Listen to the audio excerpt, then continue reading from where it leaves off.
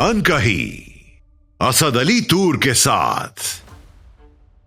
Justice Sajjad Ali Shah के crisis से ही सज्जाद अली शाह ने कंटेम्प्ट प्रोसीडिंग्स जो शुरू की नवाज शरीफ के ख़िलाफ़ सुप्रीम कोर्ट पे बाकायदा एक यलगार आ गई लोगों की, मुस्लिम लीग नून के वर्कर्स की। पहले तो नाराबाजी वर्कर्स किस तरफ से आए? प्राइम मिनिस्टर ऑफिस, पार्लियामेंट की तरफ से? किस तरफ नहीं, से? ये मेरे ख्याल में कहीं पार्लियामेंट की तरफ से ही आए, पंजाब हाउस की तरफ से बेसिकली आए वो वही मतलब वही रूट बनता है। और वो फिर जांगले फलांग के अंदर आना शुरू हुए। उन्होंने कहा कि चीफ साहब वो बाहर लोग आ गए हैं और किसी के मुताबिक उन्होंने ये कहा कि वो आपको गिरफ्तार करने आए। मैं भी जजेस के पीछे पीछे चला गया और तो जजेस वो गाउन पहनते हुए और जल्दी जल्दी चलते हुए अपने चैम्बर्स की तरफ बड़ी तेज़ स्पीड में जा रहे हैं। हम लोग जब बाहर गए तो वहाँ पे एक लाउड स्पीकर लेके नून लीग के कोई साहब जो थे वो कह रहे थे कि भाई जितने वर्कर हैं सारे खाने के लिए पंजाब हाउस में पहुँच जाएं और ये वहाँ पे खाने का इंतज़ाम है आपका सारा। वहाँ सुप्रीम कोर्ट के अंदर खड़े ऐलान हो रहे थे लाउड स्पीकर पे। मती भाई ये तो फिर इस बात का सबूत था कि वर्कर खुद से नहीं आए थे, लाए गए थे,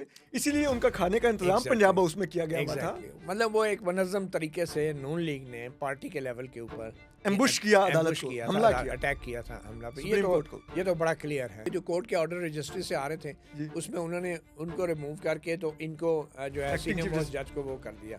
तो सईदुल सदीकी साहब जो हैं उन्होंने चार्ज संभाल के एक लार्जर बेंच बना के कोर्ट रूम नंबर 2 में अपनी अदालत लगा दी। एक बात मती भी बहुत चलती थी कि जी वो ब्रीफ केस लेके तो बाद में भी जो अब जब बात बहुत पुरानी होगी तो कि मियां नवाज शरीफ ने ब्रीफ केस पैसों के भेजे ने भी कहा कि तारड़ साहब गए थे, जहाज में गए थे, स्पेशल प्लेन में गए थे ब्रीफ केस लेके। चीफ जस्टिस अजमल मियां बन गए तो कराची से हमें खबर मिली कि उनके घर में एक मुलाजमा की बच्ची से रेप हो गया। बच्ची का रेप हो गया और he tried to cover it up. अगले रोज़ मैं सुबह सवेरे फ्रंटियर पोस्ट लेके सुबह सवेरे 8 बजे सुप्रीम कोर्ट पहुंच गया और जहां से चीफ जस्टिस वो लिफ्ट में बैठते थे ना अपने चेम्बर में जाने के लिए, वो लिफ्ट नीचे बेसमेंट में जजों की लाइब्रेरी में जाती थी। तो ऊपर जो थी वो बड़ी टाइट सिक्योरिटी थी, बहुत ज़्यादा घेरा में था जहाँ से लिफ्ट में दाखिल होते। मुझे इतना पता था कि ये लिफ्ट नीचे आती है पहले लाइब्रेरी में, तो मैं नीचे लाइब्रेरी से जाके उस लिफ्ट के अंदर खड़ा हो गया ऐसे कर पहले से खड़ा हो गया।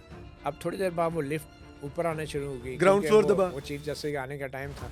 अच्छा बाहर इतनी सिक्योरिटी, जो ही लिफ्ट ग्राउंड फ्लोर पे आई वो खुली तो बाहर सिक्योरिटी, बीच में चीफ जस्टिस लिफ्ट में आया तो आगे मैं लिफ्ट में खड़ा था। मैं क्या मियाँ साहब, चीफ साहब, दिस इज़ द स्टोरी, आपके घर में एक मुलाजमा की बच्ची का रेप हुआ है और ये स्टोरी है, आप इसके ऊपर अपना कोई राय कमेंट करना चाहेंगे? एंड ही वाज लाइक इधर उधर उन्होंने देखा कि ये कहाँ से आ गया है अब मतलब जान से कहाँ भागूं। तो उन्होंने the only thing he said was कि look I was not at home at that time। उन्होंने डिनाई नहीं किया। और कहते हैं you know why I remember you, I don't know। कहते हैं कि I just want to say one thing, you were right उस स्टोरी में। yes 17 years later उन्होंने एक्नॉलेज किया कि स्टोरी सच थी। he just said you were right, आप ठीक थे। एक सहाफ़ी को विंडिकेट होने में 17 साल लगे। हमारे यहाँ मजाक है कि उठ के कहते हैं fake news. And I said sir, मैंने कोई बात नहीं, मैंने कहा sir thank you for acknowledging that fact, better late than never. So I think कि ये मेरे लिए एज अ जर्नलिस्ट जो है this was something a great, मैं समझता हूँ कि अचीवमेंट थी। और मैं जब उस रोज़ में जब सुप्रीम कोर्ट से बाहर निकला आई वाज थिंकिंग कि जो ट्रूथ है ना दैट अल्टीमेटली प्रिवेल्स। 98 से हम आ जाते हैं 99 में। आप पीटीवी में कॉरेस्पॉन्डेंट हैं। 12 अक्टूबर आती है, वो आगे मेजर साहब ऐसे गन सीधी की हुई, मेजर साहब न्यूज़ रूम में गन सीधी करके आ रहे हैं। बिल्कुल पीछे 2 सिपाही भी गने सीधी की हुई है और उन्होंने आते ही ऐलान किया मेजर साहब ने कि the news about general Musharraf sacking will not go on air. मैं खड़ा हो गया, मैं मेजर साहब के पास गया, थोड़ा सा मैं कुछ ओवर कॉन्फिडेंट हो रहा था या जो भी, तो मैंने कहा मेजर ये सारे सिविलियन हैं, अनआर्म्ड हैं, तो आप ये गन को नीचे कर लें, there is no threat to you. और उसने कहा let me do my job, और वो इस तरह आगे से। तो मैंने कहा ये खुदा न खासा गलती से भी चल जाए तो ये बड़ा मसला हो जाएगा, तो आप इसको बेशक नीचे करके वो शकूर ताहिर साहब आगे पीछे से मुझे पकड़ के उन्होंने साइड पे किया कि क्यों आप बहस कर रहे हैं इनके साथ, उनको अपनी ड्यूटी करने दें। खैर मैं पीछे आ गया, शकूर ताहिर साहब ने कहा असल में गन्ना चलवा देना। उधर से आगे से एक ब्रिगेडियर साहब, बड़े लंबे तलंगे पर्सनैलिटी वाले और यूनिफॉर्म के अंदर, ऐसे हाथ में पिस्टल उठाया हुआ और इस तरह करके वो पिस्टल लहराते हुए। पिस्टल लहराते हैं कि where is the newsroom, where is the control room, खबरें कहाँ से चलती हैं ये। अच्छा, वो आए और उनके पीछे जो है वो प्राइम मिनिस्टर नवाज शरीफ के जो पर्सनल बॉडीगार्ड होते थे, वो हाजी सदीक और दूसरे 3-4 जो स्पेशल ब्रांच के या पुलिस के थे, वो उनके साथ ब्रिगेडियर साहब। ये brigadier Javed military secretary to Nawaz Sharif थे। जब ब्रिगेडियर साहब एंटर हुए ना, उन्होंने कहा, major, I am brigadier Javed Malik of Pakistan army, I am ordering you to disarm yourself, disarm yourself. Major उनका अपना हथियार डाल हथियार दो। फेंक दो। और ऐसे जाके ना मेजर साहब के इधर सर के साथ पिस्तौल लगा लिया, ऐसे कोनी चेस्ट पे ब्रिगेडियर रख ने के उनके मेजर सर साहब से के। गन अच्छा, लगा वो दी। मेजर साहब के पास सब मशीन गन थी, उन्होंने वो जनाब वो ब्रिगेडियर साहब के पेट के साथ लगा ली। पर रशीद साहब से कहा कि सर इसे कहें ये आर्टिकल 6 लगेगा उससे। मैं मेजर को आइन कहें। पढ़ रहा था, मैं बड़ा वो कोर्ट रिपोर्टर था। परवेज रशीद साहब ने उसी तरह वो बात जो है ना, मेजर साहब, ब्रिगेडियर साहब खड़े हैं अभी, उनके लुक यंग मैन, ये आप जो कर रहे हैं दिस इज ट्रीजन, ये आर्टिकल 6 लगेगा आपके ऊपर। आप लोगों को उस वक्त कोई फील आती थी कि इस लायर्स मूवमेंट में जनरल मुशर्रफ को उतारने के लिए उनका अपना इदारा भी अंदर से मुतहरिक हो चुका है? जनरल कियानी थे, वो जनरल मुशर्रफ का भी एतमाद जीत चुके थे। उनके ऊपर जो 2 खुदकुश हमले हुए पिंडी में, उनके हवाले से तफ्तीश तहकीक में बंदे भी पकड़े, उनको सजाएं भी हुई। और दूसरी तरफ वो इफ्तिखार मोहम्मद चौधरी का एतमाद भी जीत चुके थे, क्योंकि जब जनरल मुशर्रफ ने बुलाया इफ्तिखार मोहम्मद चौधरी को आर्मी हाउस के अंदर, तो general Kayani was the only person जिसने उनसे कोई इस तरह की बात नहीं की, सख्त बात नहीं की। अस्सलाम नाज़रीन, मैं हूं असद अली तूर। अपने प्रोग्राम अनकही में आपको मालूम है पॉडकास्टिंग का सिलसिला जारी है। आज हमारे साथ पाकिस्तान के एक सीनियर जर्नलिस्ट मतीउल्लाह जान साहब मौजूद हैं। ये ख़ुद भी ना सिर्फ बहुत तारीख़ी वाक़यात में ख़ुद इनके साथ होते रहे हैं, बल्कि ये बहुत से तारीख़ी वाक़यात के ऐनी शाहिद भी हैं। तो हमने कहा ज़रा इनसे उस सब पर आज बात करते हैं जो अदलिया में जो एक क्राइसिस था बहुत बड़ा, आज भी बहुत कोर्ट होता है, जैसे सजाद अली शाह वाला, उसको ज़रा आज समझते हैं। जनरल परवेज़ मुशर्रफ ने जो एक गद्दार फौजी आमिर थे, अदालत से सजा याफ्ता, उन्होंने जो एक कू किया था, एक मार्शल लॉ लगाया था मुंतखब हुकूमत के ख़िलाफ़, उस वक्त मतीउल्लाह जान साहब पीटीवी में मौजूद थे। इनकी आंखों के सामने उस वक्त की फ़ौजी जनता घुसी और उन्होंने सब कुछ जिस तरह से किया वो इन्होंने कैसे देखा। इसके अलावा ख़ुद अगवा हुए, क्या कुछ फेस किया, अभी एक दफ़ा नहीं 2 दफ़ा, अभी भी एक झूठे मुकदमे का सामना कर रहे हैं, उस पर क्या, और जो अभी हालिया क्राइसिस है अदलिया में, उस पर भी बात करेंगे। इन्होंने 26 नवंबर को जो पीटीआई के कारकुनों की किलिंग्स हुई इस्लामाबाद में, उसका भी इन्होंने सब इन्वेस्टिगेट किया, उस सब पर भी बात करेंगे। और थोड़ी काजी फ़ैज़ ईसा के दौर पर भी बात करेंगे। बहुत शुक्रिया मतीउल्लाह जान साहब आपके वक्त का। एजेंडा लंबा, आपका शुक्रिया। अनकही में आप बहुत कुछ कहलवाना चाह रहे हैं हमसे। वही मैंने इसीलिए कहा कि आपको अनकही में बुलवा के ज़रा हाँ। ज़्यादा खुलवाते हैं आपको। अच्छा मती भाई, जैसे सजाद अली शाह के क्राइसिस से ही, जैसे कहते हैं क्रोनोलॉजी ऑफ इवेंट्स से आगे बढ़ते हैं, आप उस दौर में भी सहाफ़ी थे, सुप्रीम कोर्ट कवर करते थे, क्या था वो क्राइसिस, आखिर हुआ कैसे? क्या वो बेनज़ीर भुट्टो शहीद की चॉइस थे, क्या पीपल्स पार्टी थे, सीनियरिटी के प्रिंसिपल की खिलाफ वर्जी, हुआ क्या उस वक्त? सजाद अली शाह जो थे वो सिंध से उनका ऑब्वियसली ताल्लुक़ था। बेनज़ीर भुट्टो की गवर्नमेंट थी और उसी वक्त वो तैनात भी हुए, और सिर्फ मसला ये था कि वो सीनियरिटी के असूल पे तैनात नहीं हुए थे, और उस वक्त वज़ीर आज़म की एडवाइस पे सदर ममलकत जो हैं वो चीफ़ जस्टिस की तैनाती करते थे। मगर फिर कुछ ऐसा हुआ कि एक जजेस अपॉइंटमेंट केस, अल-जहार ट्रस्ट केस उनके सामने जब आया, तो उन्होंने एक जजमेंट दे दी जिसमें उन्होंने ये असूल तय कर दिया कि जो सीनियर तरीन जज होगा वो चीफ़ जस्टिस तैनात होगा, और उस सीनियरिटी के असूल को तय करने के बाद सुप्रीम कोर्ट के लिए फ्यूचर के लिए ये असूल तय हो गया लेजिटिमेट एक्सपेक्टेंसी के नाम से। तो मती भाई, तो जस्टिस सजाद अली शाह के ख़िलाफ़ उन्हीं का फ़ैसला इस्तेमाल हुआ? बिल्कुल। मगर आप ये देखें उससे पहले भी बहुत कुछ होता रहा। चीफ़ जस्टिस सजाद अली शाह ने फैसलाबाद में नवाज शरीफ ने कुछ वासा के वर्कर्स को जो है हथकड़ियाँ लगवा दी, जिस पे सुप्रीम कोर्ट ने इंटरवीन किया। फिर एंटी टेररिज्म लॉ के ऊपर भी सुप्रीम कोर्ट के और नवाज शरीफ हुकूमत के बड़े इख्तलाफात हुए, जिसमें स्पेशल कोर्ट्स बनाई गई थी एंटी टेररिज्म नए लॉ के तहत, उस लॉ के ख़िलाफ़ भी फ़ैसला आ गया सुप्रीम कोर्ट से। तो नवाज़ शरीफ ने पार्लियामेंट के अंदर भी खड़े होकर काफ़ी तकरीरें होती रही, करते रहे, और उसके सुप्रीम कोर्ट के चीफ सुप्रीम जस्टिस के कोर्ट खिलाफ। के चीफ जस्टिस के ख़िलाफ़ और सुप्रीम कोर्ट के भी ख़िलाफ़। तो उसके बाद कुछ ऐसा हुआ कि सजाद अली शाह ने कंटेम्प्ट प्रोसीडिंग्स जो शुरू की नवाज़ शरीफ के ख़िलाफ़, और उन कंटेम्प्ट प्रोसीडिंग के दौरान कुछ ऐसे वाक़यात हुए सुप्रीम कोर्ट पे बाकायदा एक यलगार आ गई लोगों की, मुस्लिम लीग नून के वर्कर्स की। वो कैसे हुई? आप उस वक्त विटनेस थे, तरह वो बताइए तो सही, वो क्या माहौल था? देखें, ये सबको मालूम था कि नवाज़ शरीफ साहब जो हैं, उनको तौहीन अदालत के अंदर सजाद अली शाह जो है वो नाअहल भी कर सकते थे, सज़ा भी सुना सकते थे। मगर उस रोज़ आईजी पुलिस को भी तलब किया हुआ था सुप्रीम कोर्ट ने, और ये तासर भी ये दिया जा रहा था कि शायद नवाज़ शरीफ साहब को वहाँ से अरेस्ट भी किया जा सकता है। आईजी पुलिस भी आए हुए थे। तो ये एक दिन 2 दिन पहले की जो कार्रवाई थी, मैं वो बता रहा हूँ, हमले से 1-2 दिन पहले। तो मैंने वहाँ उस वक्त जो आईजी पुलिस आए थे, तो मैंने उनसे ये सवाल किया कि अगर सुप्रीम कोर्ट हुक्म देगी तो क्या आप नवाज़ शरीफ को अरेस्ट कर लेंगे, उन्हें हथकड़ियाँ लगाएंगे? तो अब आईजी साहब को कुछ और समझ तो नहीं आई, उन्होंने सिंपल ये कह दिया कि सुप्रीम कोर्ट जो है वो आला तरीन अदालत है और उसके अहकामात की पाबंदी करना हमारा, हम सब का फ़र्ज़ है। आईजी तो कौन थे?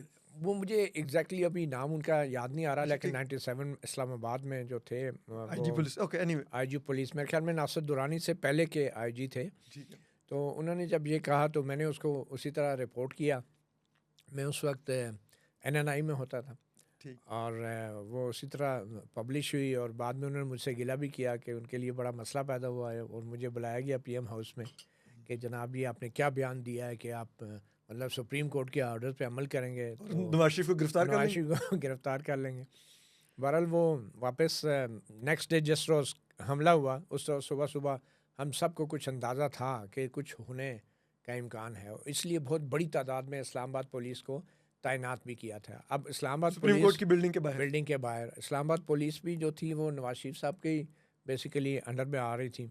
तो जब लोग आए, वर्कर्स आए, तो उन्होंने आज पहले तो नाराबाजी वर्कर्स की। किस तरफ से आए? प्राइम मिनिस्टर ये ऑफिस, मैं पार्लियामेंट की तरफ से, किस तरफ नहीं, से? ये मेरे ख्याल में कहीं पार्लियामेंट की तरफ से ही आए, पंजाब हाउस की तरफ से ठीक बेसिकली है, आए वो वही काफ़ी मतलब लोग, वही रूट बनता है। और वो फिर जांगले फलांग के अंदर आना शुरू हुए, प्रेशर कोई बिल्ड हुआ। पुलिस रोक रही नहीं थी? अच्छा, ये वो वक्त था कि ये तो हमने बाद में वीडियोज़ में देखा, क्योंकि उस वक्त सुबह 9 साढ़े 9 बजे हम कमरा अदालत के अंदर मौजूद थे। ठीक। कमरा अदालत के अंदर एसएम ज़फ़र साहब जो थे वो रोस्टम पे खड़े थे, नवाज शरीफ साहब की तरफ से वकील पेश हुए थे। नवाज शरीफ मौजूद थे कमरा अदालत में? नवाज शरीफ जो थे वो उस वक्त कमरा अदालत में उन्होंने आना था, अभी आना मेरे था। ख्याल में अभी आना था, ठीक। और उससे पहले जो है वो वर्कर पहुंच गए। वर्कर्स पहुंच गए। तो एसएम ज़फ़र साहब आर्गू कर रहे थे केस, और वो नवाज शरीफ साहब की तरफ से आर्गू और कर वो रहे नवाज शरीफ साहब की तरफ से आर्गू कर रहे थे। तो अचानक हमारे एक साथी सहाफ़ी हैं फ़खरुर रहमान, थे। जी जी। तो वो अचानक बाहर कोई शोर शराबा, नारों की आवाज़ें आई जब हम अंदर बैठे, और ये सजाद अली शाह और इनका बेंच भी बैठा हुआ था। कोर्ट रूम नंबर 1 के बाहर से कोर्ट आपको शोर की आवाज आई? बाहर से आवाज़ें आई, कुछ जैसे नारे बज रहे। तो अचानक जो है दरवाज़ा बाहर जो जहाँ से एंट्रेंस है पब्लिक की, कोर्ट रूम नंबर 1 में, उसको दरवाज़ा लोग पीटना शुरू हो गए, और आवाज़ें आ रही थी कि कोई बड़ा प्रेशर है, जैसे हजूम है, क्राउड है। तो अचानक कहीं लगा कि दरवाज़ा थोड़ा सा खुला, क्योंकि पुलिस तो वज़ीर आज़म के मातहत होती है, और कुछ लोग अंदर आ गए। उनमें फ़खरुर रहमान हमारे एक सीनियर जर्नलिस्ट थे, वो आए भागे भागे, और उन्होंने भागते आते साथ ही एक जैसे ऐलान किया कमरा अदालत में, सारे जजेस भी बैठे हैं और हम लोग भी, और उन्होंने कहा कि चीफ साहब वो बाहर लोग आ गए हैं, और किसी के मुताबिक उन्होंने ये कहा कि वो आपको गिरफ़्तार करने आए हैं।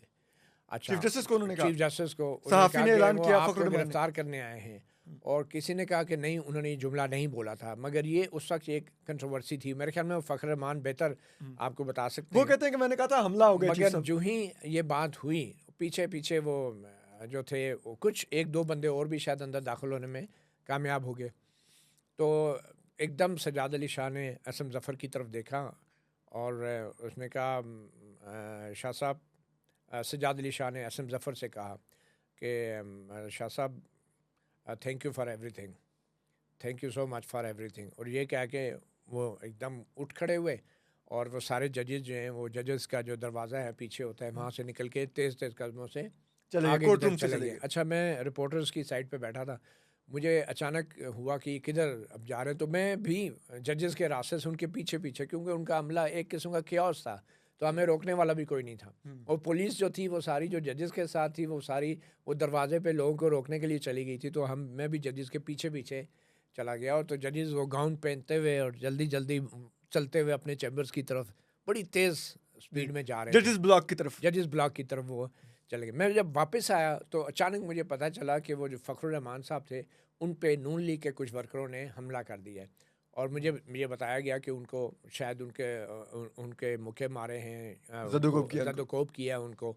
और उसमें नून लीग के वर्कर थे, नसीम साहब कोई थे इधर पंजाब के नून लीग के कोई अहदेदार थे, और नसनीम या तस्नीम उनका नाम था, और कुछ दूसरे वर्कर थे। तो खैर हम आए और अभी भी वो एक दूसरे की तरफ बढ़ रहे थे, और तस्नीम भी वो फ़खर की तरफ, तो हम लोग बीच में पड़े, उनको रोका, उनको परे धकेला, सहाफ़ियों ने सारा मुदाखलत की और फिर उनको रोका। और फिर ये हुआ कि देखा कि सैफुर रहमान साहब जो उस वक्त एहतसाब ब्यूरो के चेयरमैन जी, थे, जी।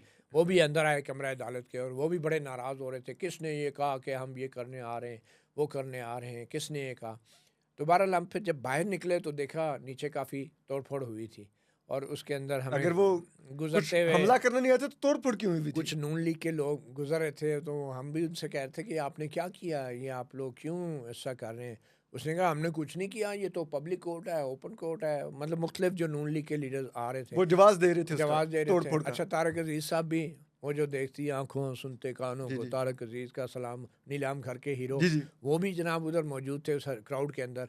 और ये कह रहे हैं उन्होंने वो जो सुप्रीम कोर्ट के जो एंट्रेंस है ना, कोर्ट रूम नंबर 1 की जो बड़ी स्टेयर्स है मस्जिद के साथ, जी, जी। उसके ऊपर एक लगा हुआ था बोर्ड सा जिस पे लिखा था कोर्ट रूम नंबर 1। तो वो उन्होंने उसको टूट गया था, वो किसी ने खींच के तोड़ा था, तो वो उसको उन्होंने पकड़ के ऐसे पकड़ा हुआ था, तो उनकी तस्वीर बन गई, और तारक अजीज़ साहब की तस्वीर शाया होगी। अब वो एक हिस्सा टूटा हुआ था, तो इल्ज़ाम ये लग गया कि जनाब तारक अजीज़ साहब ये खींच के तोड़ रहे हैं। हालांकि वो शायद उन्होंने बाद में वजाहत की कि मैं तो उसको वापस बराबर लगा रहा था कि देखो क्या हो रहा है। अब मुझे नहीं पता वो बराबर करने की क्या ज़रूरत थी, लेकिन तारक अजीज़ साहब का ये मौक़िफ़ था कि भाई मैं तो उनको वापस लगा रहा हूँ।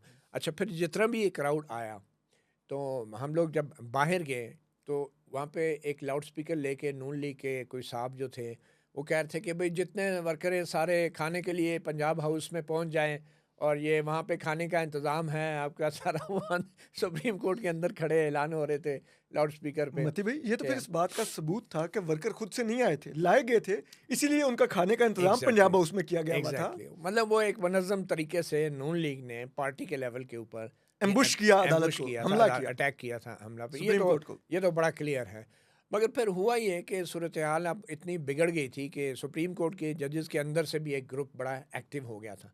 उनके सामने दरख्वास्तें आना शुरू हो गई कि सजाद अली शाह की जो बतौर चीफ जस्टिस अपॉइंटमेंट है वो इलीगल है। और उस फिर दौर में आपने जजेस के सामने डायरेक्ट दरखास्त जा सकती थी?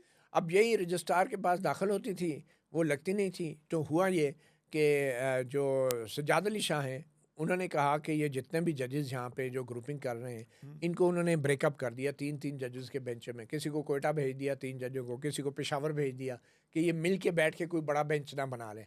ठीक है। तो कोयटा, पेशावर, नहीं, लेकिन ये कराची, बना सकते थे उस दौर में, रूल्स ये इजाजत देते थे? देखें उस दौर में तो बहुत सी चीज़ें क्लियर नहीं थी, और ऐसी भी चीज़ें हुई जो रूल्स में जिसकी कोई गुंजाइश ही नहीं थी। लेकिन अब होना ये- शुरू हो गई। लेकिन होना शुरू होगी। अच्छा, जब ये कोयटा, पेशावर इनको ब्रेकअप कर दिया, तो फिर उसके बाद ये हुआ कि पेशावर में एक रजिस्ट्री में किसी ने अब दरख्वास्त डाल दी चीफ जस्टिस के अपॉइंटमेंट के ख़िलाफ़।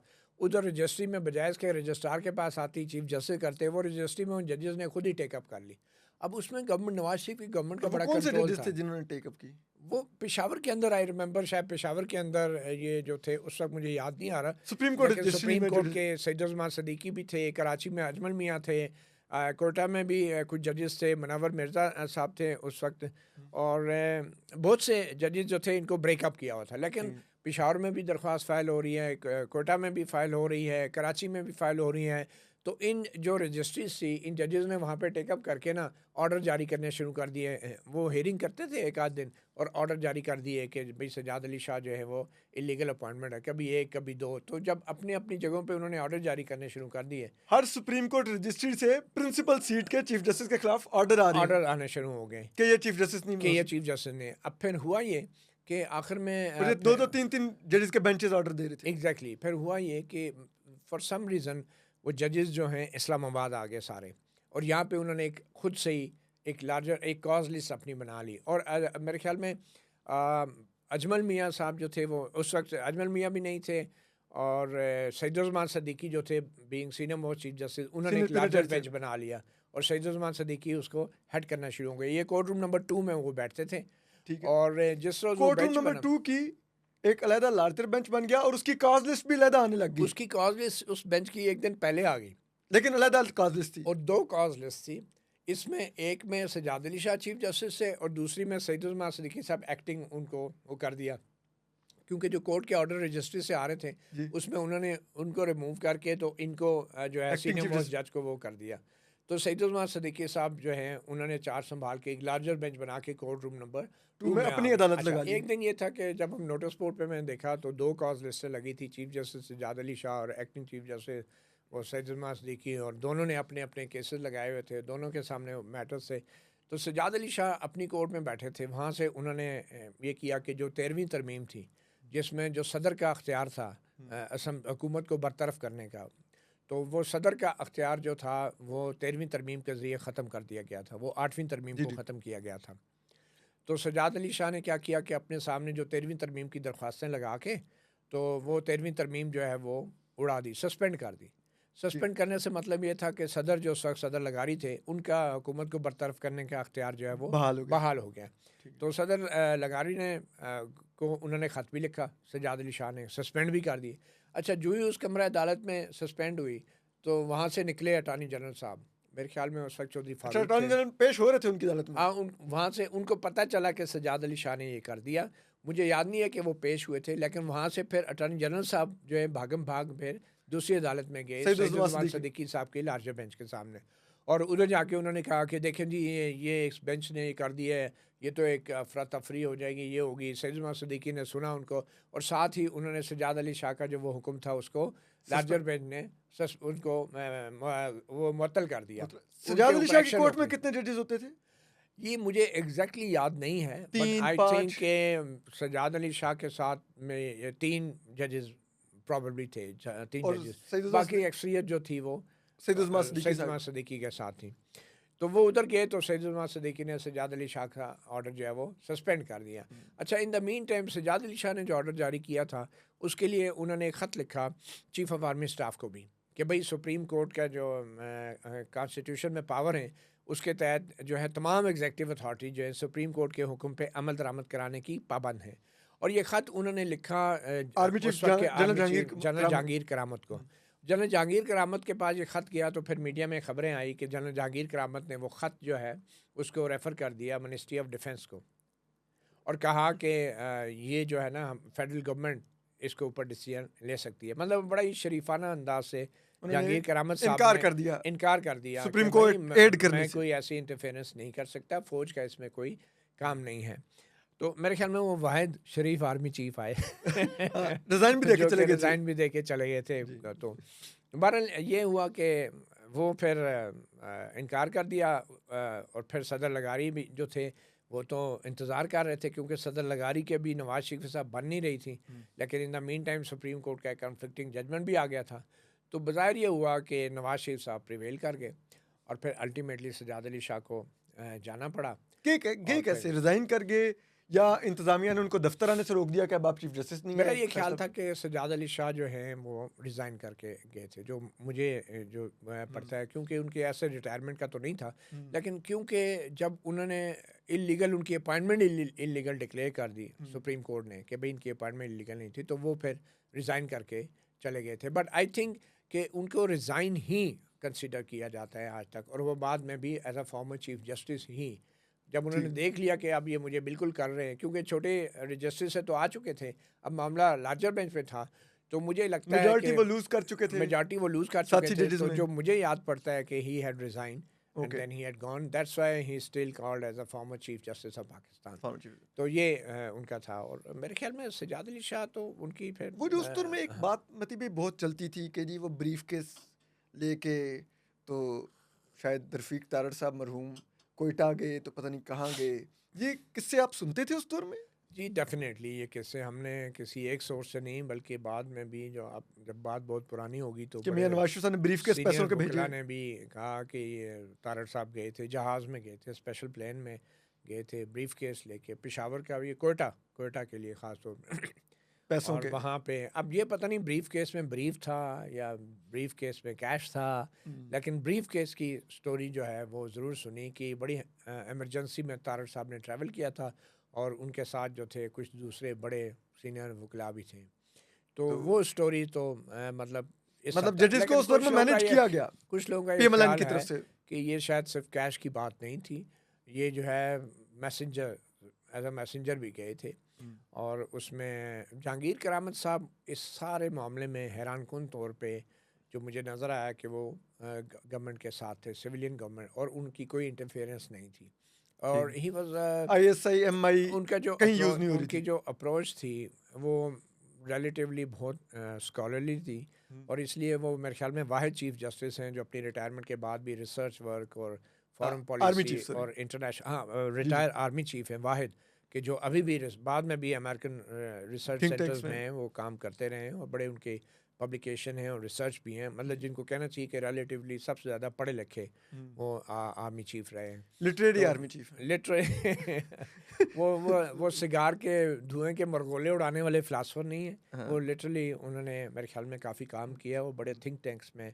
उन्होंने काम किया है। Yes. तो बट एनीवे हुआ यही कि ultimately Sajjad Ali Shah had to go और फिर बाद में अजमल मियाँ आ गए और अजमल मियाँ के साथ जो है कुछ और मामलात भी हमारे भी चलते रहे एज अ रिपोर्टर और उसमें अजमल मियाँ के हवाले से एक बड़ी स्टोरी हमारे पास आई जिसमें कराची में वो जब चीफ़ जस्टिस अजमल मियाँ बन गए तो कराची से हमें ख़बर मिली कि उनके घर में एक मुलाजमा की बच्ची से रेप हो गया, ओके। बच्ची का रेप हो गया और he tried to cover it up. मैंने वो स्टोरी एनएनआई से रिलीज़ की और वो स्टोरी कुछ अखबारों में छप गई और उसके बाद एम ए लतीफ़ साहब रजिस्ट्रार होते थे उस वक्त, उन्होंने मुझे बुला के बड़ी धमकियाँ वगैरह भी लगाई, लेकिन मैंने उनसे यही कहा कि आप, मैंने क्योंकि अपनी स्टोरी में ये कहा था कि उसको कवर अप किया गया है और सुप्रीम कोर्ट ने वो बंदा जिसने रेप किया था वो सुप्रीम कोर्ट का एम्प्लॉय था, उसको बजाय इसके कि उसको पुलिस केस रजिस्टर करती, कानून के मुताबिक प्रोसीड करते, उसको उन्होंने ट्रांसफ़र करके इस्लामाबाद भेज दिया और उस बंदे ने जो बाद सुप्रीम में कोर्ट का मुलाजिम था जिसने चीफ जस्टिस के घर पे कराची मौजूद में बच्ची को रेप किया था रेप कराची किया, में, मुबैन तौर इन्होंने पे उसको उसको ट्रांसफ़र करके इस्लामाबाद इस्लामाबाद ले आए। भेज दिया और यहाँ इस्लामाबाद में उसने इसी तरह एक 11 साल बच्चे के साथ ज़्यादती करने की कोशिश की और उसका केस इधर पिंडी की एक मुकामी अदालत में चल रहा था। तो उस बच्चे के जो वकील था उन्होंने ये पॉइंट आउट किया कि ही इज़ द हैबिचुअल अफेंडर और इसने कराची में भी ये हरकत की थी। तो वहाँ से जब ये इन्फॉर्मेशन बाहर निकली तो मेरे तक पहुँच गई। तो उस पे मैंने जब हमने स्टोरी की एनएनआई से, अल्लाह बख्शे हाफ़िज़ अब्दुल खालिक साहब थे, नजीब साहब हमारे एडिटर थे, उन्होंने बड़ा रेजिस्ट किया कि यह स्टोरी नहीं चलनी चाहिए। तासुर ये मिलेगा कि एनएनआई जो है वो अजमल मियाँ को इसलिए टारगेट कर रही है कि एनएनआई को के मतलब कहा जाता था कि नवाज शरीफ के बहुत एंटी है, एंटी नहीं है, नवाज शरीफ क्रिटिकल। के क्लोज है, अच्छा क्लोज है। क्लोज है। तो वो अब अजमल मियाँ को कंटेम्प्ट ऑफ कोर्ट केस के हवाले से प्रेशराइज करने के लिए स्टोरी दे रहे हैं। हाँ। मैंने उनसे कहा कि मुझे इससे कोई गरज नहीं है, मुझे ये इसका ये मतलब नहीं है कि लोग क्या सोचेंगे तो इस बच्चे की स्टोरी नहीं चलनी चाहिए, सिर्फ इसलिए कि लोग सोचेंगे कि अजमल मियाँ के ऊपर दबाव डाला जा रहा है। स्टोरी है, फैक्ट्स हैं और ये बड़ी घिनौनी किस्म की स्टोरी है एंड अजमल मियाँ हैज़ टू एक्सप्लेन। तो वो स्टोरी बड़ा कन्विंस करके हाफिज़ साहब को मैंने और नजीब साहब एडिटर साहब ने, हमने वो चला दी, स्टोरी छप गई। तो मैं फ्रंटियर पोस्ट में वो स्टोरी छपी थी और अगले रोज़ मैं सुबह सवेरे फ्रंटियर पोस्ट लेके सुबह सवेरे 8 बजे सुप्रीम कोर्ट पहुंच गया और जहाँ से चीफ जस्टिस वो लिफ्ट में बैठते थे ना अपने चेम्बर में जाने के लिए, वो लिफ्ट नीचे बेसमेंट में जजों की लाइब्रेरी में जाती थी। तो ऊपर जो थी वो बड़ी टाइट सिक्योरिटी थी, बहुत ज़्यादा घेरा में था जहाँ से लिफ्ट में दाखिल होते। मुझे इतना पता था कि ये लिफ्ट नीचे आती है पहले लाइब्रेरी में, तो मैं नीचे लाइब्रेरी से जाके उस लिफ्ट के अंदर खड़ा हो गया, ऐसे कर पहले से अपने पहले से खड़ा हो गया। अब थोड़ी देर बाद वो लिफ्ट ऊपर आने शुरू हो गई ग्राउंड क्योंकि फ्लोर दबा। वो चीफ जस्टिस के आने का टाइम था। अच्छा, बाहर इतनी सिक्योरिटी, जो ही लिफ्ट ग्राउंड फ्लोर पे आई वो खुली तो बाहर सिक्योरिटी, बीच में चीफ जस्टिस लिफ्ट में आया तो आगे मैं लिफ्ट में खड़ा था। मैं क्या मियाँ साहब, चीफ साहब, दिस इज़ द स्टोरी, आपके घर में एक मुलाजमा की बच्ची का रेप हुआ है और ये स्टोरी है, आप इसके ऊपर अपना कोई राय कमेंट करना चाहेंगे?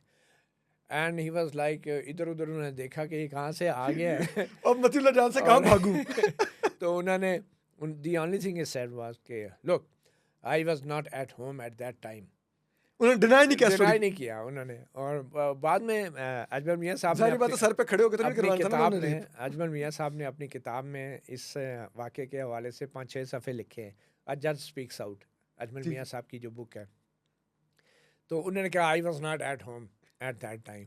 तो मैंने उनसे कुछ मज़ीद भी पूछा तो उन्होंने कोई जवाब नहीं दिया। फिर उनके फ्लोर आ गया, चैम्बर वो निकल गए। मैंने कहा वो मेरे लिए हो गया।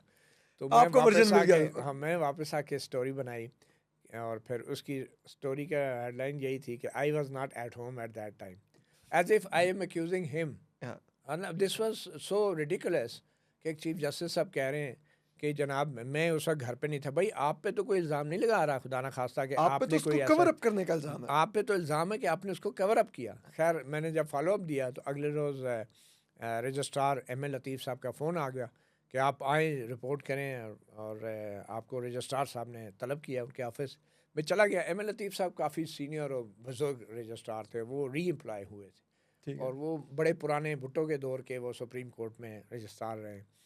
तो मुझे बुला के पहले तो उन्होंने बिठाया, चाय वगैरह पिलाई और कहा कि मतीउल्लाह ये आपने जो स्टोरी की है ये टोटली गलत है और ये आपका कहना गलत है कि हमने कोई कार्रवाई नहीं की। मैंने कहा तो आप बता दें, सिंपल सी बात है, आप मुझे बता दें तो हम उसको क्लैरिफिकेशन जवाब देंगे। आप मुझे फाइल मंगवाएं उस बंदे के इसका ऊपर। मतलब स्टोरी तो वो कंफर्म कर रहे थे कि हाँ रेप हुआ था। हाँ, आप वो ये कंटेस्ट कर रहे थे कि हमने कार्रवाई नहीं की कार्रवाई ये। नहीं की। तो मैंने कहा देखें सर, आप मुझे ये बता दें कि आपने क्या कार्रवाई की। उन्होंने कहा मंगाएं, फाइल मंगाएं जी, फाइल ले आए जी। उस बंदे की वो फाइल आ गई तो उसने फ़ाइल देखी ऐसे। तो मैंने कहा, कहते हैं देखिए हमने उसके खिलाफ डिसिप्लिनरी एक्शन लिया and he was transferred from Karachi to Islamabad. मैंने What a कहा action। ये कौन सा एक्शन है? मैंने कहा did you allow police to enter the crime scene, did police investigate interrogate the accuse person. अब वो रजिस्ट्रार बड़े पुराने थे लेकिन मैं भी कोर्ट रिपोर्टर था। तो मैंने उनसे पूछा कि मुझे आप वो फाइल में दिखाएं कि इस वाक़े की FIR कटी, Yes। इस वाक़े की कोई इन्वेस्टिगेशन हुई, इस वाक़े पे कोई प्रोसिक्यूशन की गई।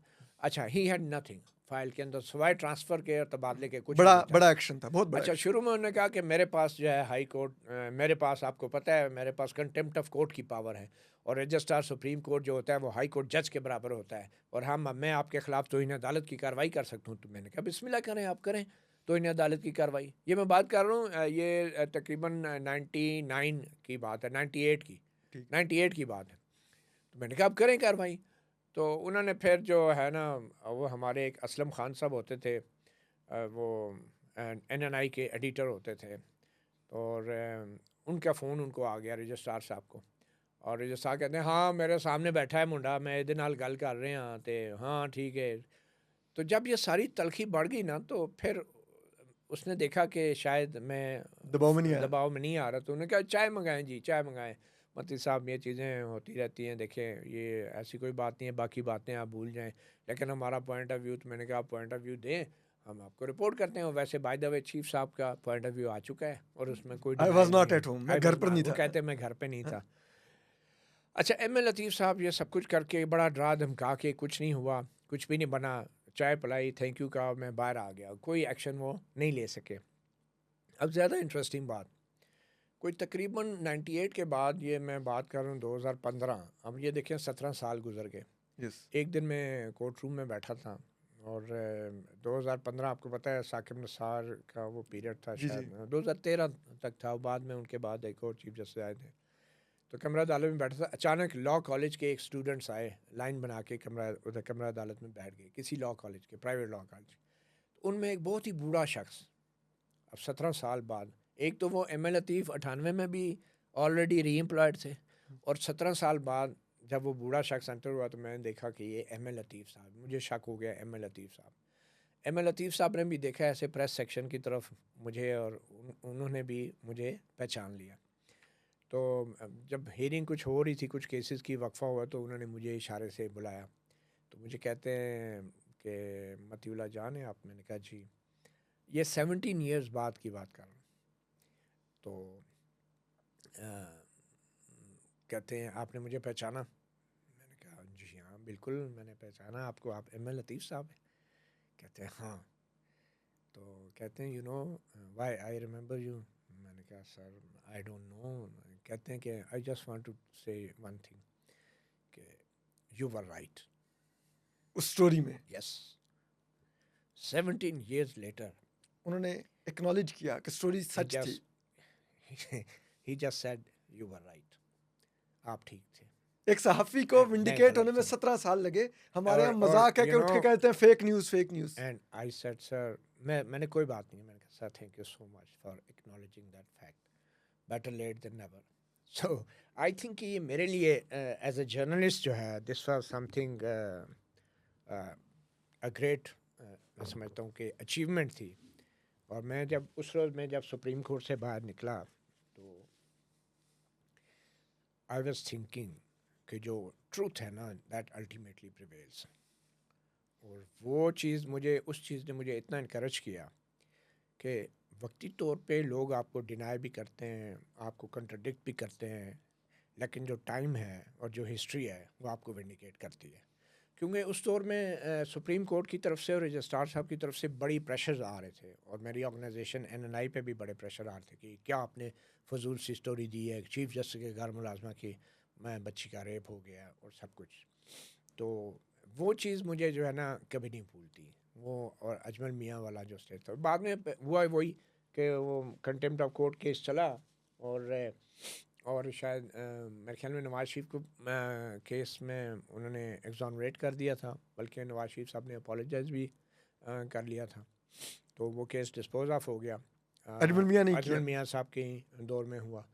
और फिर हमारे कुछ साथियों ने जो है उन्होंने यही कहा कि शायद ये NNI ने इस स्टोरी के लिए जो है शायद वो कोई माली फ़ायदा उठाया। और उस वक्त जो है ये कहा जा रहा था, ये मैं बता रहा हूँ उसी वक्त 98-99 में कि NNI जो है कोई माली फ़ायदा इससे लेकिन 17 साल बाद आप विंडिकेट हुए हाँ, थे। बिल्कुल वो मेरे दोस्त हैं सिरल मेडा, वो कहते होते हैं कि जिस स्टोरी का बहुत ज़्यादा बार बार अथॉरिटीज़ की तरफ से डिनाइल आए या दबाव आए, हाँ, तो फिर समझ जाओ कि स्टोरी बिल्कुल हाँ, दुरुस्त है। बिल्कुल। ठीक है, और तो मेरे लिए वो चीज़ मुझे भूलती नहीं है। अच्छा, ये जो अजमल मियाँ ने जब ये हो गया सबका केस, उन्होंने अपनी एक बुक लिखी, अ जज स्पीक्स आउट। अच्छा, अब वो जज साहब ने 5 सफ़े लगाए अपनी किताब में उस मेरे वाक़े के ऊपर, और उन्होंने कहा कि इस तरह एक यंग रिपोर्टर आया और उसने मुझे जो है लिफ्ट में पूछा कि ये हुआ, तो मैंने उसको क्लियर कर दिया कि मैं तो उस वक्त घर पे नहीं था। मगर उन्होंने उस किताब में उन 5 सफ़ों में भी कहीं नहीं लिखा कि उस मुलाजमा की बच्ची का जो रेपिस्ट था उसके ख़िलाफ़ पुलिस केस क्यों नहीं बना, इन्वेस्टिगेशन क्यों नहीं हुई, उसको प्रोसिक्यूट क्यों नहीं किया गया।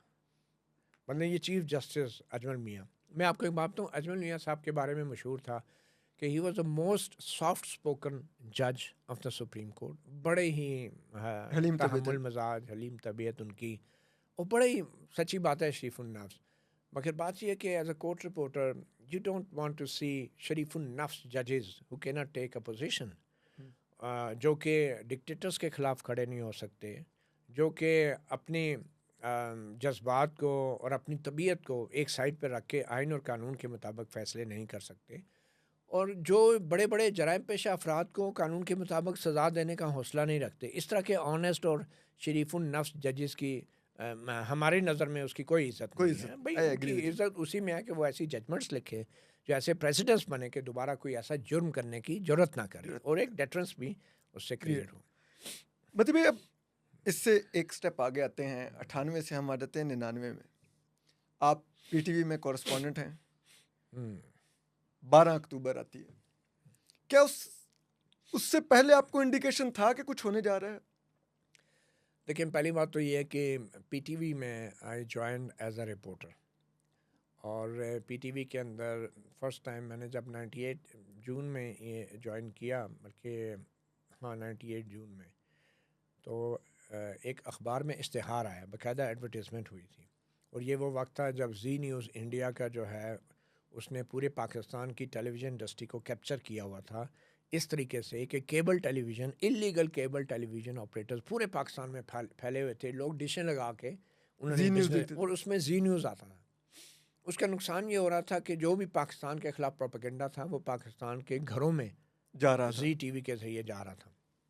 अच्छा, अब पाकिस्तान के पास हमारे माशाल्लाह से फ़ौजी आमरों ने तो मीडिया को इस काबिल ही नहीं छोड़ा था कि हम उसकी लोग कोई भी साख हो। प्राइवेट मीडिया के साथ आते और दुनिया का मुकाबला करते। अभी भी वही सोच है जी। माशाल्लाह से। तो अब गवर्नमेंट को ये पैनिक हो गया, नवाज शरीफ की गवर्नमेंट थी, कारगिल का वाक़या हुआ, इंडिया ने उड़ा के रख दिया पाकिस्तान का बयानिया। प्रोपेगेंडे पे प्रोपेगेंडा भी था, हकीकत भी थी जी उसमें, जी ज़ाहिर बात है कारगिल में तो अब तारीख ने बता दिया ना कि कि हम ही कौन थे, क्या था, हम हाँ, ही कोई थे। मुजाहिदीन नहीं थे, नॉर्दर्न लाइट मगर इन्फेंट्री फिर थी। भी पाकिस्तान के एक पर्सपेक्टिव या कम से कम कश्मीर की खास तो हाईलाइट की जा सकती थी ना, हम उसको भी करने में नाकाम रहे। तो हुआ ये कि गवर्नमेंट ने ये सोचा कि भाई हमारे भी कोई चैनल होने चाहिए। तो 98 के अंदर उन्होंने कहा कि भाई पीटीवी क्यों नहीं, अंग्रेज़ी में कौन नहीं रिपोर्ट करता। और माशाल्लाह से जो पीटीवी के पुराने सीनियर हमारे लोग थे, पीयर्स थे, वो ऑन कैमरा एक तो आने में अवॉइड करते थे, बहुत ही सरकारी टाइप उनका रूटीन का काम होता था, OCVO लिख के बस वो चला देते थे। ख़बरनामा 6 बजे अंग्रेज़ी की प्रेस रिलीज़ों की ख़बरें होती थी। तो ये हुआ कि भाई ऑन कैमरा रिपोर्टिंग वाले हमें जर्नलिस्ट चाहिए।